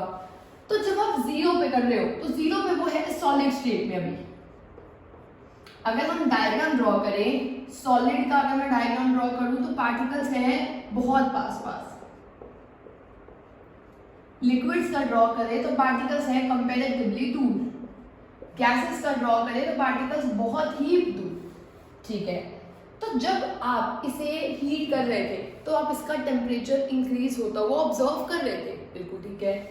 पर एक पॉइंट के बाद 0 डिग्री पे जो बर्फ होती है वो पिघल के पूरा का पूरा पानी बन जाता है। इसलिए 0 डिग्री सेल्सियस को हम बोलते हैं मेल्टिंग पॉइंट। मेल्टिंग पॉइंट क्यों बोल रहे हैं, क्योंकि आइस मेल्ट होकर क्या बन रही है, वाटर। तो इस टेम्परेचर को हम बोलते हैं मेल्टिंग पॉइंट, ठीक है। अब 0 डिग्री पे आइस कन्वर्ट हो गई वाटर में। तो उसके बाद अब जब आप हीट कर रहे हो, 0 डिग्री पे हीट कर रहे हो, आइस बहुत सारी है इसमें, अब हीट कर रहे हो तो सॉलिड किस में कन्वर्ट हो रहा है, लिक्विड स्टेट में। मतलब पहले पार्टिकल्स एक दूसरे को बहुत ज्यादा अट्रैक्ट कर रहे थे, अब पार्टिकल्स एक दूसरे को कंपैरेटिवली कम अट्रैक्ट कर रहे हैं। तो वो चेंज यहां से यहां तक चेंज कैसे आएगा, वो चेंज आता है इस हीट से। इस हीट को हम बोलते हैं लेटेंट हीट। लेटेंट का मतलब होता है हिडन। देखो अभी तक मैंने आपको बोला आप हीट करो टेम्परेचर बढ़ता जाएगा, -12, -11, 10, 9, 8, 7, 4, 5, 4, 3, 2, 1, 0। 0 के बाद आप हीट कर रही हो, टेम्परेचर नहीं बढ़ रहा। टेम्परेचर क्यों नहीं बढ़ रहा, तो मैं जो हीट दे रही हूँ वो कहाँ जा रही है। नॉर्मल हीट का काम होता है टेम्परेचर को इंक्रीज करने का। अभी जो मैं हीट दे रही हूँ वो कहाँ जा रही है, वो वेस्ट हो रही है हीट। तो हीट कभी भी वेस्ट नहीं होती, वो हीट हिडन हीट की तरह बदल चुकी है। हिडन हीट की तरह बदल क्यों चुकी है, क्योंकि वो हीट अब टेम्परेचर नहीं बढ़ा रही है। तो वो हीट क्या कर रही है, उस हीट का काम है अभी स्टेट चेंज करने का। क्या काम है, स्टेट चेंज करने का। और स्टेट चेंज करने का मतलब है बोलना to overcome the force of attraction of the particles. आप ध्यान से देखो, इसमें पार्टिकल्स एक दूसरे को बहुत ज्यादा अट्रैक्ट कर रहे हैं। आप हीट कर रहे हो, टेम्परेचर बढ़ रहा है। अब यहां से यहां पहुंचने के लिए भी आपको इनके जो फोर्सेस ऑफ अट्रैक्शन जो इन्होंने एक दूसरे को बांध के रखा हुआ है उसे भी तो तोड़ना पड़ेगा, तभी वो लिक्विड स्टेट में जाएगा। तो 0 डिग्री सेल्सियस पे जो आप हीट देते हो वो सारी की सारी हीट टेम्परेचर नहीं बढ़ाती, वो सारी हीट का काम क्या होता है, स्टेट को चेंज करने का, मतलब पार्टिकल्स के बीच में जो फोर्स ऑफ अट्रैक्शन है जिससे वो एक दूसरे को अट्रैक्ट करने हैं उसको खत्म करने का।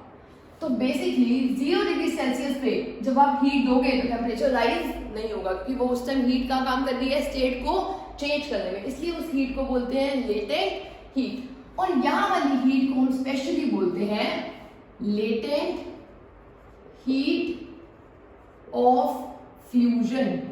फ्यूजन मेल्टिंग का ही दूसरा नाम होता है, तो हमने इस हीट को बोला लेटेंट हीट ऑफ फ्यूजन। तो अगर आपको लेटेंट हीट ऑफ फ्यूजन की डेफिनेशन लिखनी हो तो आप क्या लिखोगे, it is the amount of heat required to convert ice into water या to convert solid state into liquid state at melting point. ये किस टेम्परेचर पे होता है, एट मेल्टिंग पॉइंट। आपको इसमें ये बात याद रखनी है कि ये डिफाइन होती है सिर्फ 1 kg के लिए। अब आप हर एक के लिए एक वैल्यू असाइन करते हो ना कि 1 की हमने निकाल ली। जैसे अगर आपको बनानास लेने जाना है तो वो आपको बोल देंगे ना इस डजन बनानास की कॉस्ट इतनी है, अब आपको जितने डजन लेने हैं आप उस हिसाब से कर लोगे।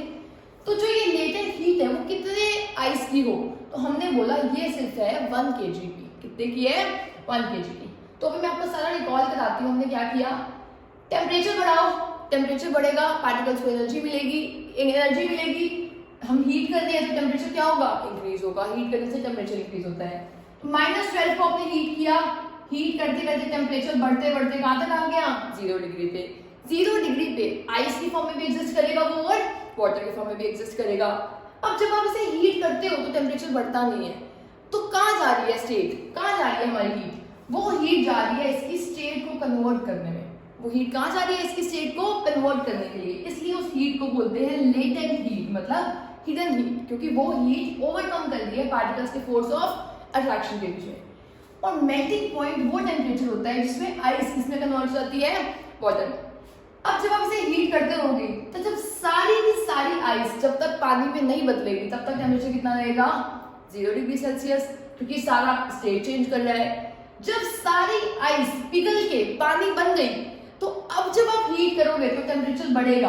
1 2 3 4 5 6 10 हीट करते रहो, टेम्परेचर बढ़ता रहेगा। हीट करते रहोगे, टेम्परेचर बढ़ता रहेगा। कब तक, 100 डिग्री सेल्सियस तक। कब तक टेम्परेचर बढ़ेगा, 100 डिग्री सेल्सियस तक, क्योंकि 100 डिग्री सेल्सियस को हम बोलते हैं बॉइलिंग पॉइंट। क्या बोलते हैं, बॉइलिंग पॉइंट। देखो बर्फ पिघलती है तो वो होता है मेल्टिंग पॉइंट।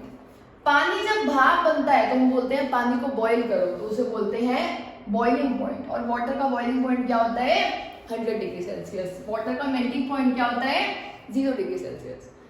तो जब आप 100 पे वाटर कन्वर्ट हो रहा होगा वाटर वेपर स्टेट में, तो तब तक आप जितनी हीट देते रहोगे वो सारी की सारी हीट फिर से इसका फोर्स ऑफ अट्रैक्शन तोड़ के यहाँ तक ला रही होगी।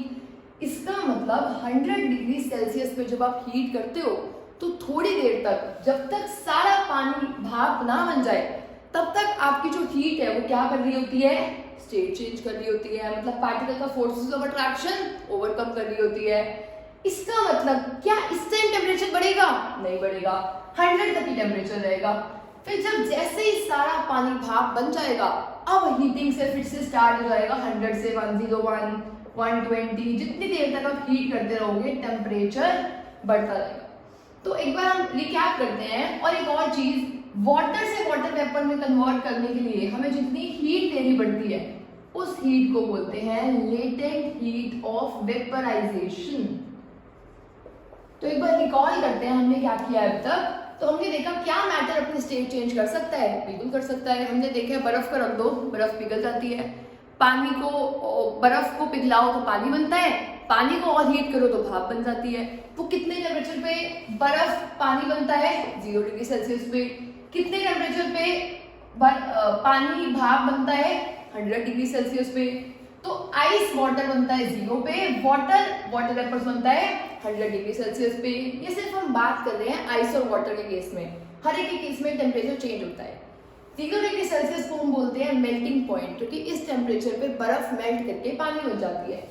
100 डिग्री सेल्सियस को हम बोलते हैं बॉइलिंग पॉइंट, क्योंकि इस टेम्परेचर पे पानी क्या बन जाता है, वाटर वेपर, मतलब भाप। अब -12 पे आप हीट करते रहोगे, 0 तक टेम्परेचर बढ़ता रहेगा, 0 पे आके टेम्परेचर बढ़ना रुक जाएगा। क्यों? क्योंकि अब जब आप हीट दे रहे हो वो काम आ रही है स्टेट को चेंज करने में, सॉलिड से लिक्विड।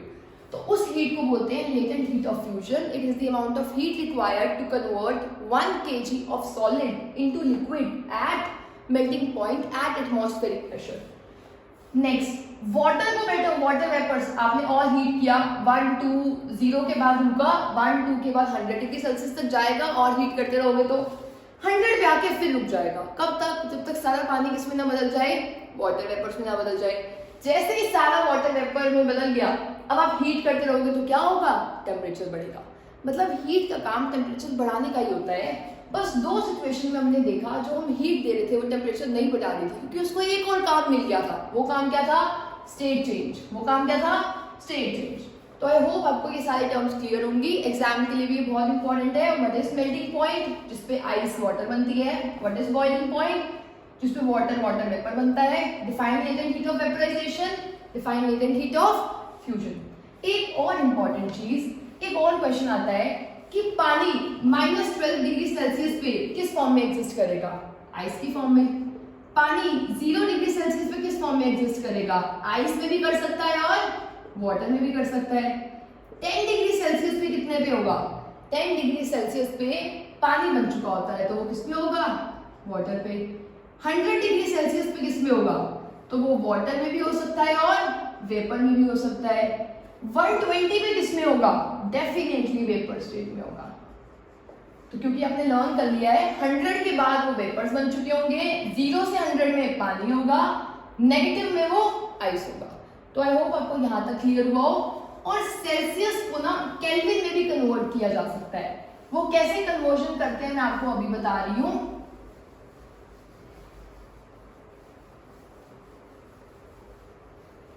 देखो, आइस वाटर में चेंज होती है 0 डिग्री सेल्सियस पे, और 0 डिग्री सेल्सियस की वैल्यू होती है 273.15 केल्विन, या फिर राउंड ऑफ करके आप 273 केल्विन भी बोल सकते हो।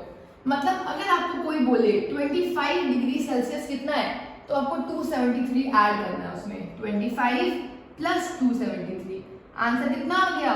298 केल्विन। तो इसके लिए आप टेम्परेचर के लिए एक फॉर्मूला लर्न कर सकते हो, TK equals to TC plus 273। मतलब अगर आपको सेल्सियस में टेम्परेचर दिया है और आपको केल्विन में कन्वर्ट करना है तो 273 से क्या कर दोगे? ऐड। जैसे अगर आपको दिया हो 27 डिग्री सेल्सियस, तो कन्वर्ट करके देखो केल्विन के किसके इक्वल होगा? 27 प्लस 273, आंसर कितना आ गया? 300 केल्विन। तो केल्विन में या तो आप 27 डिग्री सेल्सियस बोल दो या 300 केल्विन बोल दो, एक ही बात है। जैसे आप 1 kg बोल दो या 1000 ग्राम्स बोल दो, वो भी एक ही बात है। ऐसे सेम यहाँ पर एक ही बात है। तो अभी हमने ये तो देख लिया कि टेम्परेचर एक फॉर्म से दूसरी फॉर्म में चेंज, मैटर को एक स्टेट से दूसरी स्टेट में चेंज किया जा सकता है। अब जब हम मैटर को एक स्टेट से दूसरी स्टेट में चेंज कर रहे हैं, तो अभी हमने जो मेथड देखा वो था बाय चेंजिंग टेम्परेचर, कि टेम्परेचर बढ़ाते जाओ सॉलिड से लिक्विड में जाएगा, और टेम्परेचर बढ़ाओ लिक्विड से गैस स्टेट में जाएगा। ठीक है। सेकेंड मेथड होता है बाय अप्लाइंग प्रेशर।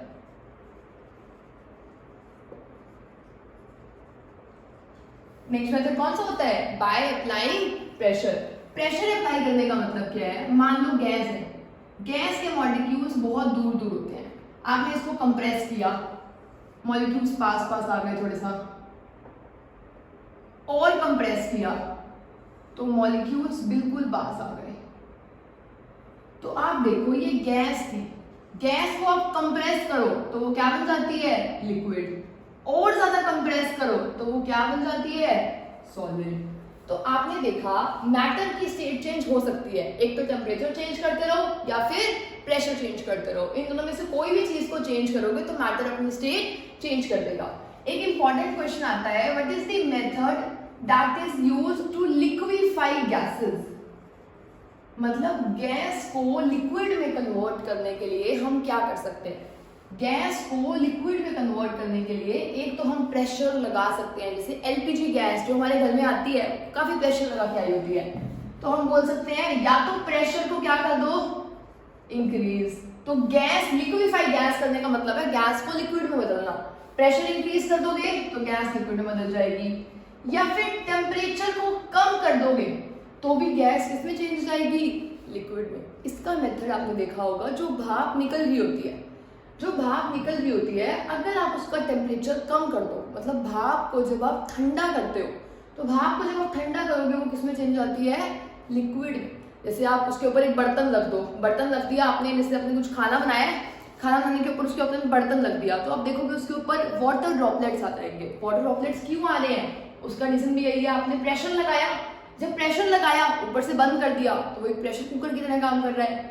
प्रेशर लगाया तो गैस किसमें चेंज हो गई, लिक्विड में। या फिर टेम्परेचर को कम कर दो, टेम्परेचर कम कर दोगे तो भी गैस किसमें चेंज हो जाएगी, लिक्विड में। भाप को जब आप ठंडा करते हो तो किसमें चेंज जाती है, लिक्विड में, मतलब टेम्परेचर को कम करना। चलो अभी तो हमने देखा कि सॉलिड कन्वर्जन देखी हमने, सॉलिड को लिक्विड में कैसे कन्वर्ट करते हैं और फिर लिक्विड को गैस में। कुछ सब्सटेंसेस होते हैं जो डायरेक्टली सॉलिड से गैस में जाते हैं। जैसे देखो मैं अगर कन्वर्जन ऑफ स्टेट्स ड्रॉ करूं तो यहाँ पे है सॉलिड, यहाँ पर है लिक्विड्स और यहाँ पर है गैसेस, ठीक है। जब सॉलिड लिक्विड में कन्वर्ट होता है तो हम बोलते हैं हमने सॉलिड को मेल्ट किया। बर्फ को जब आप मेल्ट करते हो तो वो लिक्विड स्टेट में हो जाती है, तो या तो आप इसे बोलोगे फ्यूजन या आप इसे बोलोगे मेल्टिंग, ठीक है। आई होप आपको यहाँ तक क्लियर होगा। लिक्विड गैस स्टेट में चेंज होती है जब आप वेपराइज करते हो, तो इस प्रोसेस को हम बोलेंगे वेपराइजेशन। अब कुछ सब्सटेंसेस ना मतलब बर्फ से पानी में जाने की बजाय बर्फ से सीधा जाते हैं गैसियस स्टेट में, मतलब बर्फ बोलना यहाँ पर गलत होगा, सॉलिड स्टेट से डायरेक्टली जाते हैं कुछ सब्सटेंसेस गैसियस स्टेट में। उस प्रोसेस को हम बोलते हैं सब्लिमेशन। जैसे आपने देखा होगा विंटर्स में जो आपके कपड़े होते हैं उसके अंदर ना नैपथलीन बॉल्स रखी जाती हैं, और फोल्ड करके नैपथलीन बॉल्स, कपूर, कैम्फर, ये चीजें रखी जाती हैं। और जब आप अपने विंटर्स के कपड़े निकालो तो आपको वो कपूर मिलता ही नहीं है। तो क्या हुआ, इसका मतलब जो वो कपूर था वो सॉलिड था। आपने देखा होगा आग लगाने के लिए भी काम आता है, बहुत अच्छी फायर इग्नाइट कर पाता है, तो आपने उसे रखा तो वो सॉलिड उन कपड़ों से हीट लेकर सॉलिड डायरेक्टली किस स्टेट में चला जाता है, गैसियस स्टेट में, मतलब वो लिक्विड में बीच में आता ही नहीं है। तो जो सब्सटेंसेस सॉलिड से डायरेक्टली गैसियस स्टेट में जाते हैं उस प्रोसेस को हम बोलते हैं सब्लिमेशन। और इसके एग्जांपल्स होंगे नैपथलीन बॉल्स, या फिर आप बोल सकते हो कैम्फर, या आप बोल सकते हो एमोनियम क्लोराइड।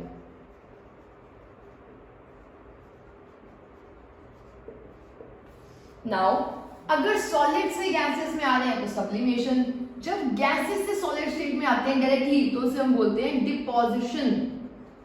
ये फ्लो चार्ट आपके लिए बहुत ज्यादा इंपॉर्टेंट है। ये चार्ट सॉलिड से लिक्विड में गए तो मेल्ट होकर गए, जब लिक्विड से सॉलिड स्टेट में आएंगे तो हम बोलेंगे हमने उसकी फ्रीजिंग कर दी।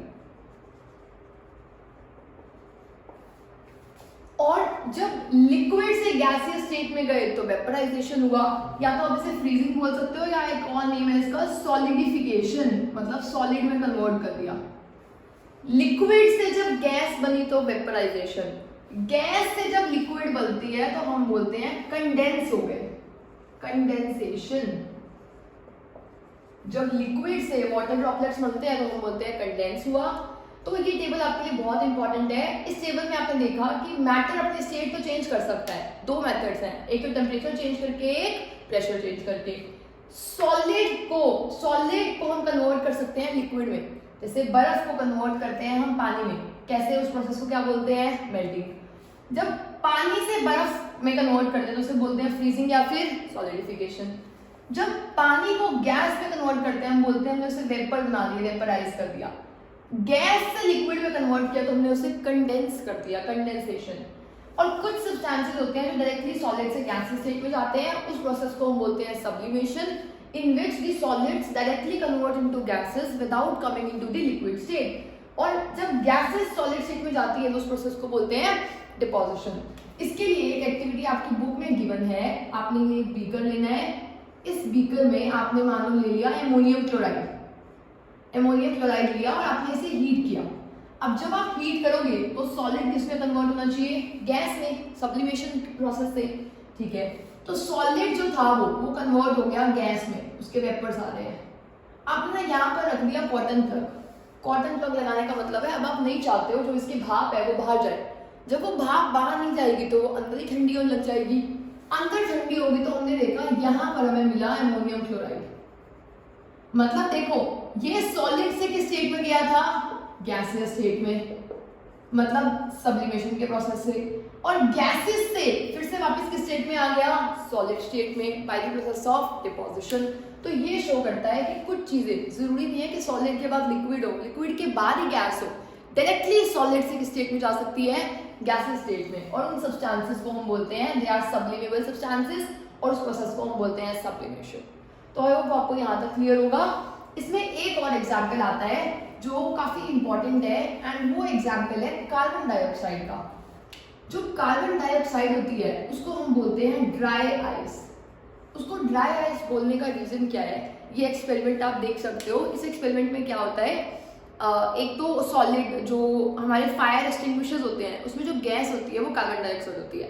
आप एक टॉवल लो, उस फायर एक्सटिंग्विशर से आग निकालो, आग मैं बोल रही हूँ रियली सॉरी, उस फायर एक्सटिंग्विशर से वो गैस निकालो क्योंकि वो कार्बन डाइऑक्साइड निकालेगा। तो जो वो गैस निकल रही है, जैसे अब ये फायर एक्सटिंग्विशर है, ये गैस जो निकाल रहा है आपने उसको डाल दिया टॉवल के अंदर। एक टॉवल लिया, उस टॉवल के अंदर उस गैस को डाल दिया। जब आप उस गैस को डालोगे तो आप देखोगे आपको सॉलिड मिलेगा। इसका मतलब जब आप बहुत ज्यादा प्रेशर अप्लाई करते हो तो जो कार्बन डाइऑक्साइड है वो ज्यादा प्रेशर में, प्रेशर इंक्रीज करने पे वो लिक्विड नहीं बनती है, वो सॉलिड से, वो डायरेक्टली गैस से किस स्टेट में चली जाती है, सॉलिड स्टेट में। वैसे गैस से स्टेट आती है लिक्विड स्टेट, पर जो कार्बन डाइऑक्साइड होती है वो गैस से लिक्विड स्टेट में कभी भी नहीं जाती है, वो भी इन्हीं सब्सटेंसेस में आती है जो डायरेक्टली, इसीलिए इसे ड्राई आइस बोलते हैं कि कार्बन डाइऑक्साइड पे प्रेशर लगाओ वो कन्वर्ट हो जाएगी सॉलिड स्टेट में, प्रेशर हटा दो वो फिर से कन्वर्ट हो जाएगी गैसियस स्टेट में। मतलब प्रेशर, गैस पे प्रेशर लगाया, उस टॉवल में बहुत ज्यादा प्रेशर लग गया तो वो किस स्टेट में कन्वर्ट हो गई, सॉलिड स्टेट में। प्रेशर हटा दो, रख दो हवा में, प्रेशर हट गया, नॉर्मल प्रेशर आ जाएगा, एटमॉस्फेरिक प्रेशर। जैसे ही प्रेशर हटेगा वो किस स्टेट में आ जाएगा, फिर से गैस बन के हवा में उड़ जाएगी। तो ये बहुत ही इंपॉर्टेंट टॉपिक था। Now we will discuss the last topic of this chapter, that is evaporation. अभी हमने देखा कि मैटर एक स्टेट से दूसरी स्टेट में कन्वर्ट किया जा सकता है, या तो टेम्परेचर चेंज करके या प्रेशर चेंज करके। पर अगर मैं एक फिनोमेना की बात करूं कि अगर मेरे पास एक प्लेट है और उसमें हमने पानी रखा हुआ है, ओपन प्लेट है, पानी रखा हुआ है, तो क्या पानी आप रखा रखो थोड़े दिन, क्या वो अपने आप हवा में उड़ जाएगा या वो इस पे पड़ा रहेगा? आप एक एक्सपेरिमेंट अपने घर पे करके देख सकते हो। एक प्लेट में पानी रखो और उसे ऊपर फैन चला के छोड़ दो थोड़ी देर के लिए, या जब आपके घर में सफाई होती है और पानी गिर जाता है तो उस पानी को छोड़ दो थोड़ी देर के लिए, क्या वो पानी अपने आप वेपर शेप में चला जाएगा या आपको नीचे से कोई हीट करने के लिए बर्नर या कुछ भी लगाना पड़ेगा? तो आप देखोगे कि जरूरी नहीं होता कि टेम्परेचर चेंज करो या प्रेशर चेंज करो तभी आप मैटर की स्टेट को चेंज कर सकते हो। मैटर की स्टेट को चेंज करने के लिए नेचुरली मेथड्स भी होते हैं, उसको हम बोलते हैं इवेपोरेशन। उसे हम क्या बोलते हैं, इवेपोरेशन। जैसे हमने देखा था कि जो वाटर है वो वाटर वेपर्स में कन्वर्ट होता है एट 100 डिग्री सेल्सियस, और इसे केल्विन में कन्वर्ट करना हो तो किससे ऐड कर देंगे, 273। तो आंसर हो गया 373 केल्विन। ठीक है, तो वाटर को वाटर वेपर में जब हमें कन्वर्ट करना हो तो हमें हीट, मतलब इस टेम्परेचर पे वाटर वाटर वेपर पे कन्वर्ट होता है। पर नॉर्मली इसमें आप हीटिंग कर रहे थे, क्या जब आप प्लेट को नॉर्मली छोड़ देते हो कहीं पर और वो अपने आप उड़ जाता है, क्या आप यहाँ पर कहीं पर भी हीट प्रोवाइड कर रहे हो? नहीं कर रहे, फिर भी ये पानी उड़ रहा है। तो इसमें होता क्या है, ये प्रोसेस को हम बोलते हैं इवेपोरेशन। अब इवेपोरेशन क्या होता है, it is the process of change of liquid state into vapour state below it's boiling point. इसका मतलब क्या है, बॉइलिंग पॉइंट होती है 100 डिग्री सेल्सियस पे, मतलब आपको एक्चुअल में बॉईल करने की जरूरत नहीं है, बिना बॉईल किए भी लिक्विड वेपर स्टेट में कन्वर्ट हो जाएगा और वो बॉइलिंग पॉइंट से पहले होगा, मतलब 100 डिग्री सेल्सियस तक जाने की जरूरत नहीं है। जब उससे पहले ही लिक्विड वेपर स्टेट में कन्वर्ट हो जाएगा तो उस प्रोसेस को हम क्या बोलेंगे, इवेपोरेशन। जैसे आप कपड़े सुखाने के लिए रख देते हो तो कपड़े अपने आप क्या हो जाते हैं, ड्राई हो जाते हैं। पानी को आप गिरा देते हो, आपसे गलती से गिर जाता है तो वो थोड़ी देर में अपने आप ही सूख जाता है। तो उस मेथड को हम बोलते हैं इवेपोरेशन, और इस मेथड को हम बोलते थे बॉइलिंग। जो बॉइलिंग होता है ना वो बल्क फिनोमिना होता है। बल्क फिनोमिना बोलने का मतलब क्या है, जब पानी बॉयल होता है तो पूरा ही पानी बॉयल होता है, नीचे वाला भी ऊपर वाला भी, पूरी बॉइलिंग होती है। पर जो इवेपोरेशन होता है ये एक सरफेस फिनोमिना होता है, मतलब सिर्फ ऊपर वाले जो सरफेस पे मॉलिक्यूल्स हैं वो इस फिनोमिना को ऑब्जर्व करते हैं और उसको बोलते हैं इवेपोरेशन। इवेपोरेशन बॉइलिंग पॉइंट से पहले हो जाता है और बॉइलिंग पॉइंट पे होती है। तो ये हमने दो डिफरेंसेस भी देख लिए। अब इवेपोरेशन के लिए हम देखेंगे कौन से फैक्टर्स रिस्पॉन्सिबल हो सकते हैं। तो फर्स्ट फैक्टर जो इवेपोरेशन के लिए रिस्पॉन्सिबल होता है वो होता है increase in temperature. Increase in temperature बोलने का मतलब क्या है, एक जगह गर्मी है और एक जगह ठंड है। ठंड मतलब कम टेम्परेचर, गर्मी मतलब ज्यादा टेम्परेचर। तो आपको क्या लग रहा है, आपको कपड़ों को सुखाना है वो धूप में ज्यादा सूखेंगे या अंदर रूम में ज्यादा जल्दी सूखेंगे? तो ऑब्वियसली आंसर क्या है, हम धूप को स्प्रेड करते हैं सन में, क्योंकि सन में टेम्परेचर ज्यादा होता है और जब टेम्परेचर ज्यादा होता है तो पानी जल्दी उड़ता है। उड़ने का मतलब पानी क्या हो जाता है, जल्दी इवेपोरेट हो जाता है। तो जितना टेम्परेचर ज्यादा होगा उतनी इवेपोरेशन भी ज्यादा होगी। सेकंड फैक्टर देखते हैं, इंक्रीज इन सरफेस एरिया। अब देखो अगर टेम्परेचर ज्यादा है तो इवेपोरेशन ज्यादा है। एरिया, हम कपड़ों को जब सुखाने के लिए डालते हैं तो क्या हम गीले कपड़ों को ऐसे ही रख देते हैं या अच्छे से स्प्रेड करके फिर डालते हैं? तो आपका आंसर क्या होगा, अच्छे से स्प्रेड करके डालते हैं। अच्छे से स्प्रेड करने से उसका एरिया बढ़ता है या कम होता है? एरिया क्या होता है, इंक्रीज होता है। तो जब एरिया इंक्रीज होगा तो इवेपोरेशन भी जल्दी होगी, जल्दी पानी सूखेगा। Third factor, humidity. Decrease in humidity. Decrease in humidity का मतलब क्या है, ह्यूमिडिटी का मतलब है बाहर वाटर वेपर्स हैं, मतलब जब बारिश के बाद मौसम चिपचिपा सा हो जाता है ना तो हम बोलते हैं बाहर बहुत ह्यूमिडिटी है। तो बाहर चिपचिपा सा मौसम है, क्या तब कपड़े जल्दी सूखते हैं? नहीं, कपड़े तब जल्दी सूखते हैं जब चिपचिपा मौसम बिल्कुल भी ना हो। मतलब इवेपोरेशन होने के लिए ह्यूमिडिटी कम होनी चाहिए, इवेपोरेशन होने के लिए सरफेस एरिया ज्यादा होना चाहिए, इवेपोरेशन होने के लिए टेम्परेचर ज्यादा होना चाहिए, और ह्यूमिडिटी कैसी होनी चाहिए, कम होनी चाहिए। आपको आई होप यहाँ तक कोई डाउट ना हो। फोर्थ फैक्टर होता है विंड स्पीड। विंड स्पीड का मतलब क्या है, विंड का मतलब होता है हवा का चलना और विंड स्पीड का मतलब है हवा कितनी तेज चल रही है। अगर हवा ज्यादा तेज चलेगी तो कपड़े जल्दी सूखेंगे, हवा कम तेज चलेगी तो कपड़े लेट सूखेंगे। तो विंड स्पीड ज्यादा होनी चाहिए।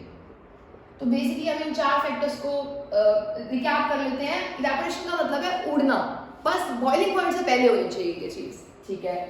तो होगा क्या, टेम्परेचर बढ़ेगा तो इवेपोरेशन जल्दी होगा, सरफेस एरिया ज्यादा होगा तब भी इवेपोरेशन जल्दी होगा, विंड स्पीड हवा तेज चलेगी तो इवेपोरेशन जल्दी होगा, ह्यूमिडिटी कम होगी तो इवेपोरेशन जल्दी होगा। ह्यूमिडिटी का मतलब है amount of water vapours present in air. अगर बाहर वाटर वेपर्स ज्यादा होंगे तो कपड़े जल्दी नहीं सूखते, तो बाहर वाटर वेपर्स कम होने चाहिए, ह्यूमिडिटी कम होनी चाहिए, मॉइस्चर कम होना चाहिए, ताकि इवेपोरेशन क्या हो, ज्यादा हो।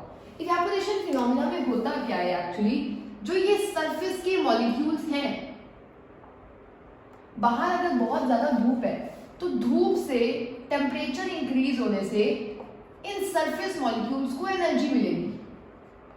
इन जो सरफेस में मॉलिक्यूल्स हैं उनके पास कंपैरेटिवली ज्यादा एनर्जी आ गई।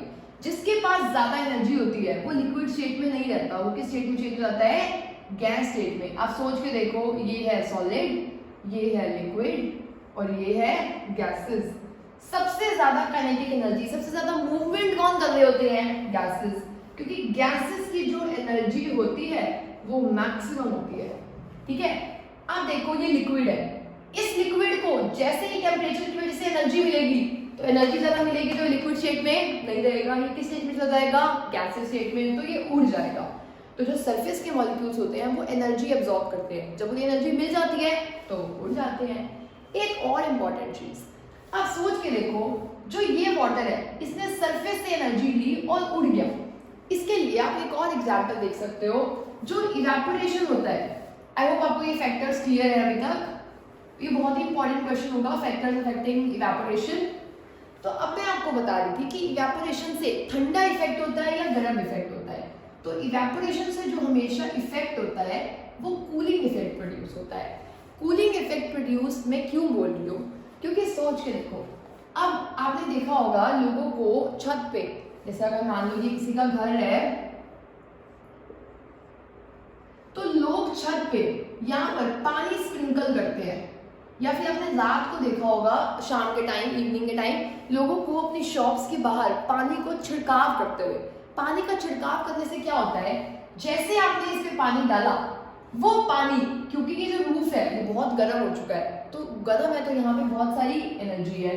इस पानी ने, जो हमने पानी डाला है, उसने रूफ से एनर्जी ली। जिस चीज को एनर्जी मिली, जब एनर्जी मिलती है तो किस स्टेट में जाता है? गैसियस स्टेट में। तो ये जो पानी डाला था हमने, ये गैसियस स्टेट में ऊपर चला गया, मतलब उड़ गया। जो ये छत थी इसकी एनर्जी कम हो गई। जब एनर्जी कम होती है तो इफेक्ट ठंडा प्रोड्यूस होता है। जब एनर्जी कम होती है तो इफेक्ट कैसा प्रोड्यूस होता है? ठंडा। आप सोच के देखो, हीट एनर्जी बढ़ाते रहोगे तो गर्म इफेक्ट प्रोड्यूस होगा, एनर्जी कम होती जाएगी, ठंडा इफेक्ट प्रोड्यूस होगा।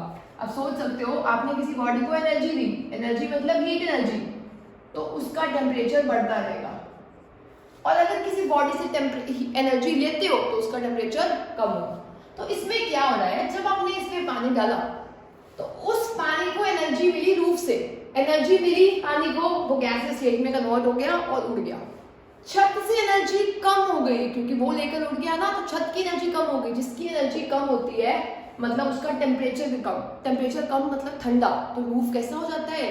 ठंडा।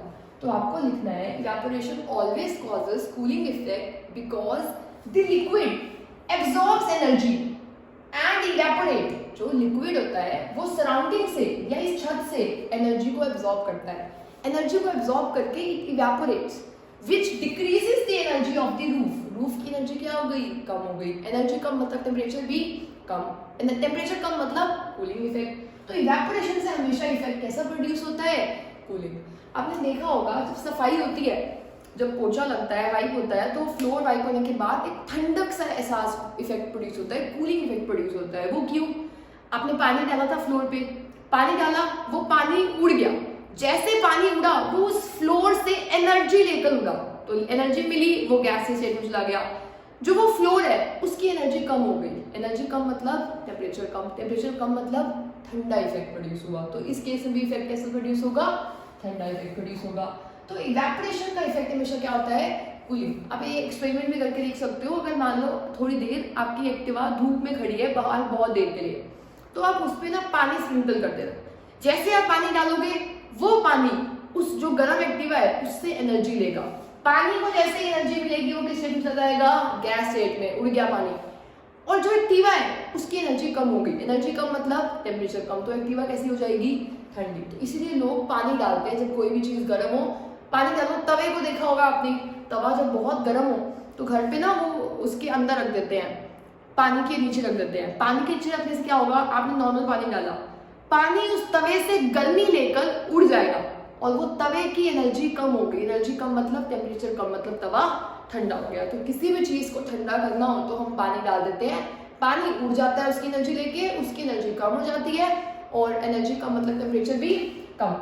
इसका एक और एग्जाम्पल आपने देखा होगा, जब नेल पेंट रिमूवर नेल्स पे लगाया जाता है तो नेल पेंट रिमूवर में होता है एसीटोन। और एसीटोन ना हमारी बॉडी से, हम लोग होते हैं वार्म ब्लडेड एनिमल्स, मतलब हमारी बॉडी में बहुत गर्मी है, वो एसीटोन हमारी बॉडी से एनर्जी लेकर उड़ जाता है। जैसे ही वो हमारी बॉडी से एनर्जी लेकर उड़ जाएगा तो लिक्विड को एनर्जी मिली, वो गैस स्टेट में चला गया, हमारी बॉडी से एनर्जी कम होगी। हमारी बॉडी से एनर्जी जब कम होती है तो हमें ठंडा इफेक्ट प्रोड्यूस होता है, कूलिंग इफेक्ट प्रोड्यूस होता है।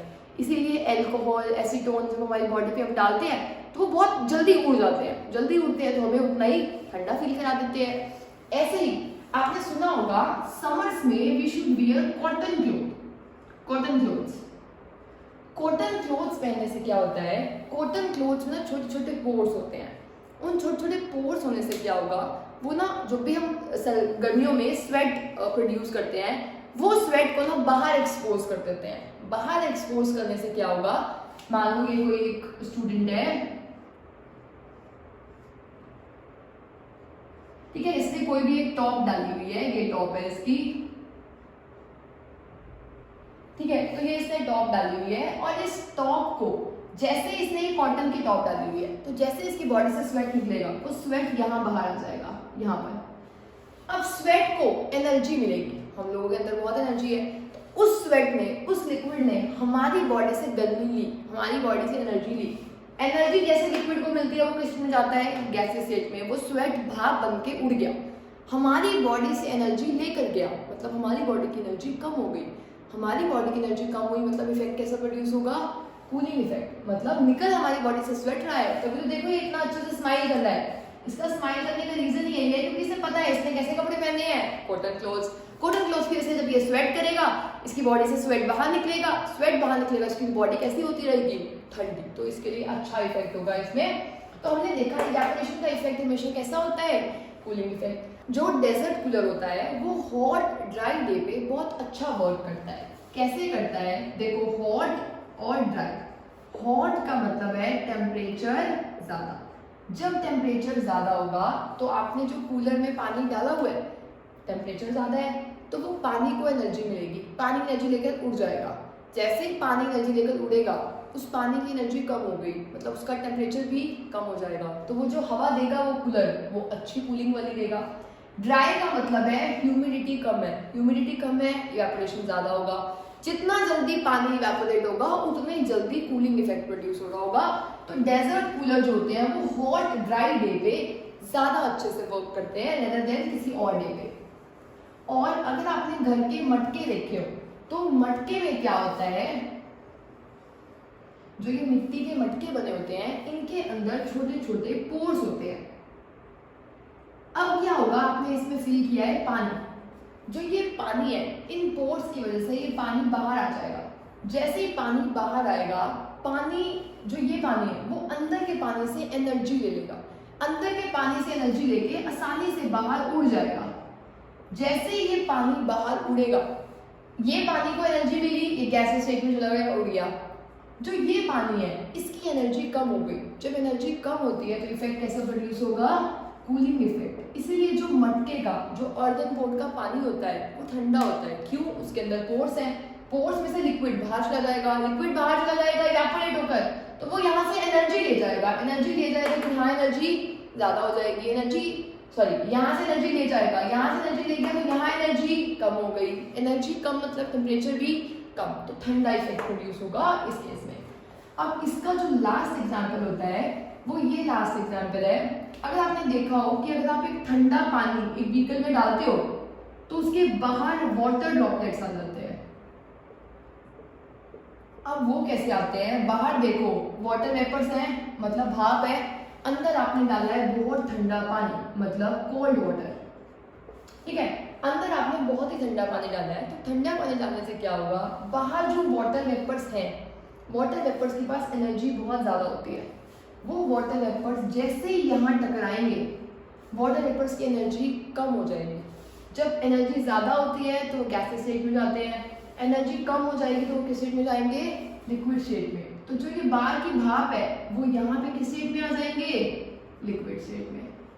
तो इसीलिए आपको क्या दिखाई देते हैं, वाटर ड्रॉपलेट्स। तो आपको इसके आंसर में क्या लिखना होगा, the water vapours surrounding the glass loses energy and gets converted into the liquid state which we see as water droplets. So these were few examples of evaporation. I hope आपको ये पूरा chapter अच्छे से समझ आया होगा। Just last के 2 questions जो बहुत इंपॉर्टेंट है वो रहते हैं आइस और वाटर। मैंने आपको बोला दोनों ही 0 डिग्री सेल्सियस पर होते हैं, तो कौन ज्यादा इफेक्टिव होता है कूल करने में, आइस या वाटर? या फिर आपके लिए एक और क्वेश्चन है, एक क्वेश्चन इसमें से आपको मैं बता दूंगी, एक आपके लिए होमवर्क होगा। वाटर और वाटर वेपर दोनों ही 100 डिग्री सेल्सियस पे होते हैं, कौन हमारे लिए ज्यादा डेंजरस होता है? मतलब कोई आपके ऊपर पानी गिर जाएगा गरम तो ज्यादा फर्क पड़ेगा, या भाप गिर जाएगी तो ज्यादा फर्क पड़ेगा? तो इन दोनों में से मैं आपको एक आंसर बता रही हूँ, एक आपके लिए होमवर्क है जो आपको मुझे कमेंट बॉक्स में बताना है। तो इस क्वेश्चन का आंसर क्या होगा? क्या आइस ज्यादा इफेक्टिव है कूलिंग में या वाटर?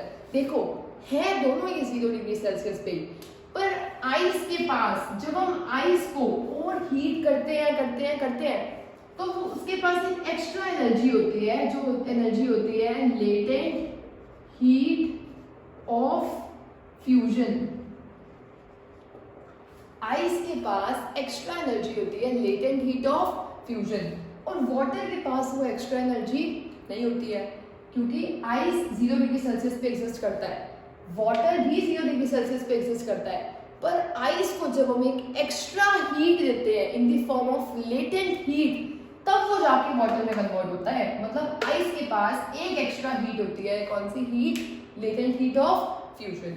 सेम आंसर वाटर और वाटर वेपर्स में भी आएगा, जो आपको कमेंट बॉक्स में आंसर करना है कि हमारे लिए कौन ज्यादा डेंजरस होगा, वाटर या वाटर वेपर, या किसके पास जो लेटेंट हीट होती है वेपराइजेशन की वो ज्यादा होती है, वाटर के पास ज्यादा होती है या फिर वाटर वेपर्स के पास? ऐसा लग रहा है मुझे मैं बताते हिंट देते पूरा क्वेश्चन ही आपको एक्सप्लेन कर चुकी हूँ, तो आपको ये कमेंट में ही आंसर बताना है।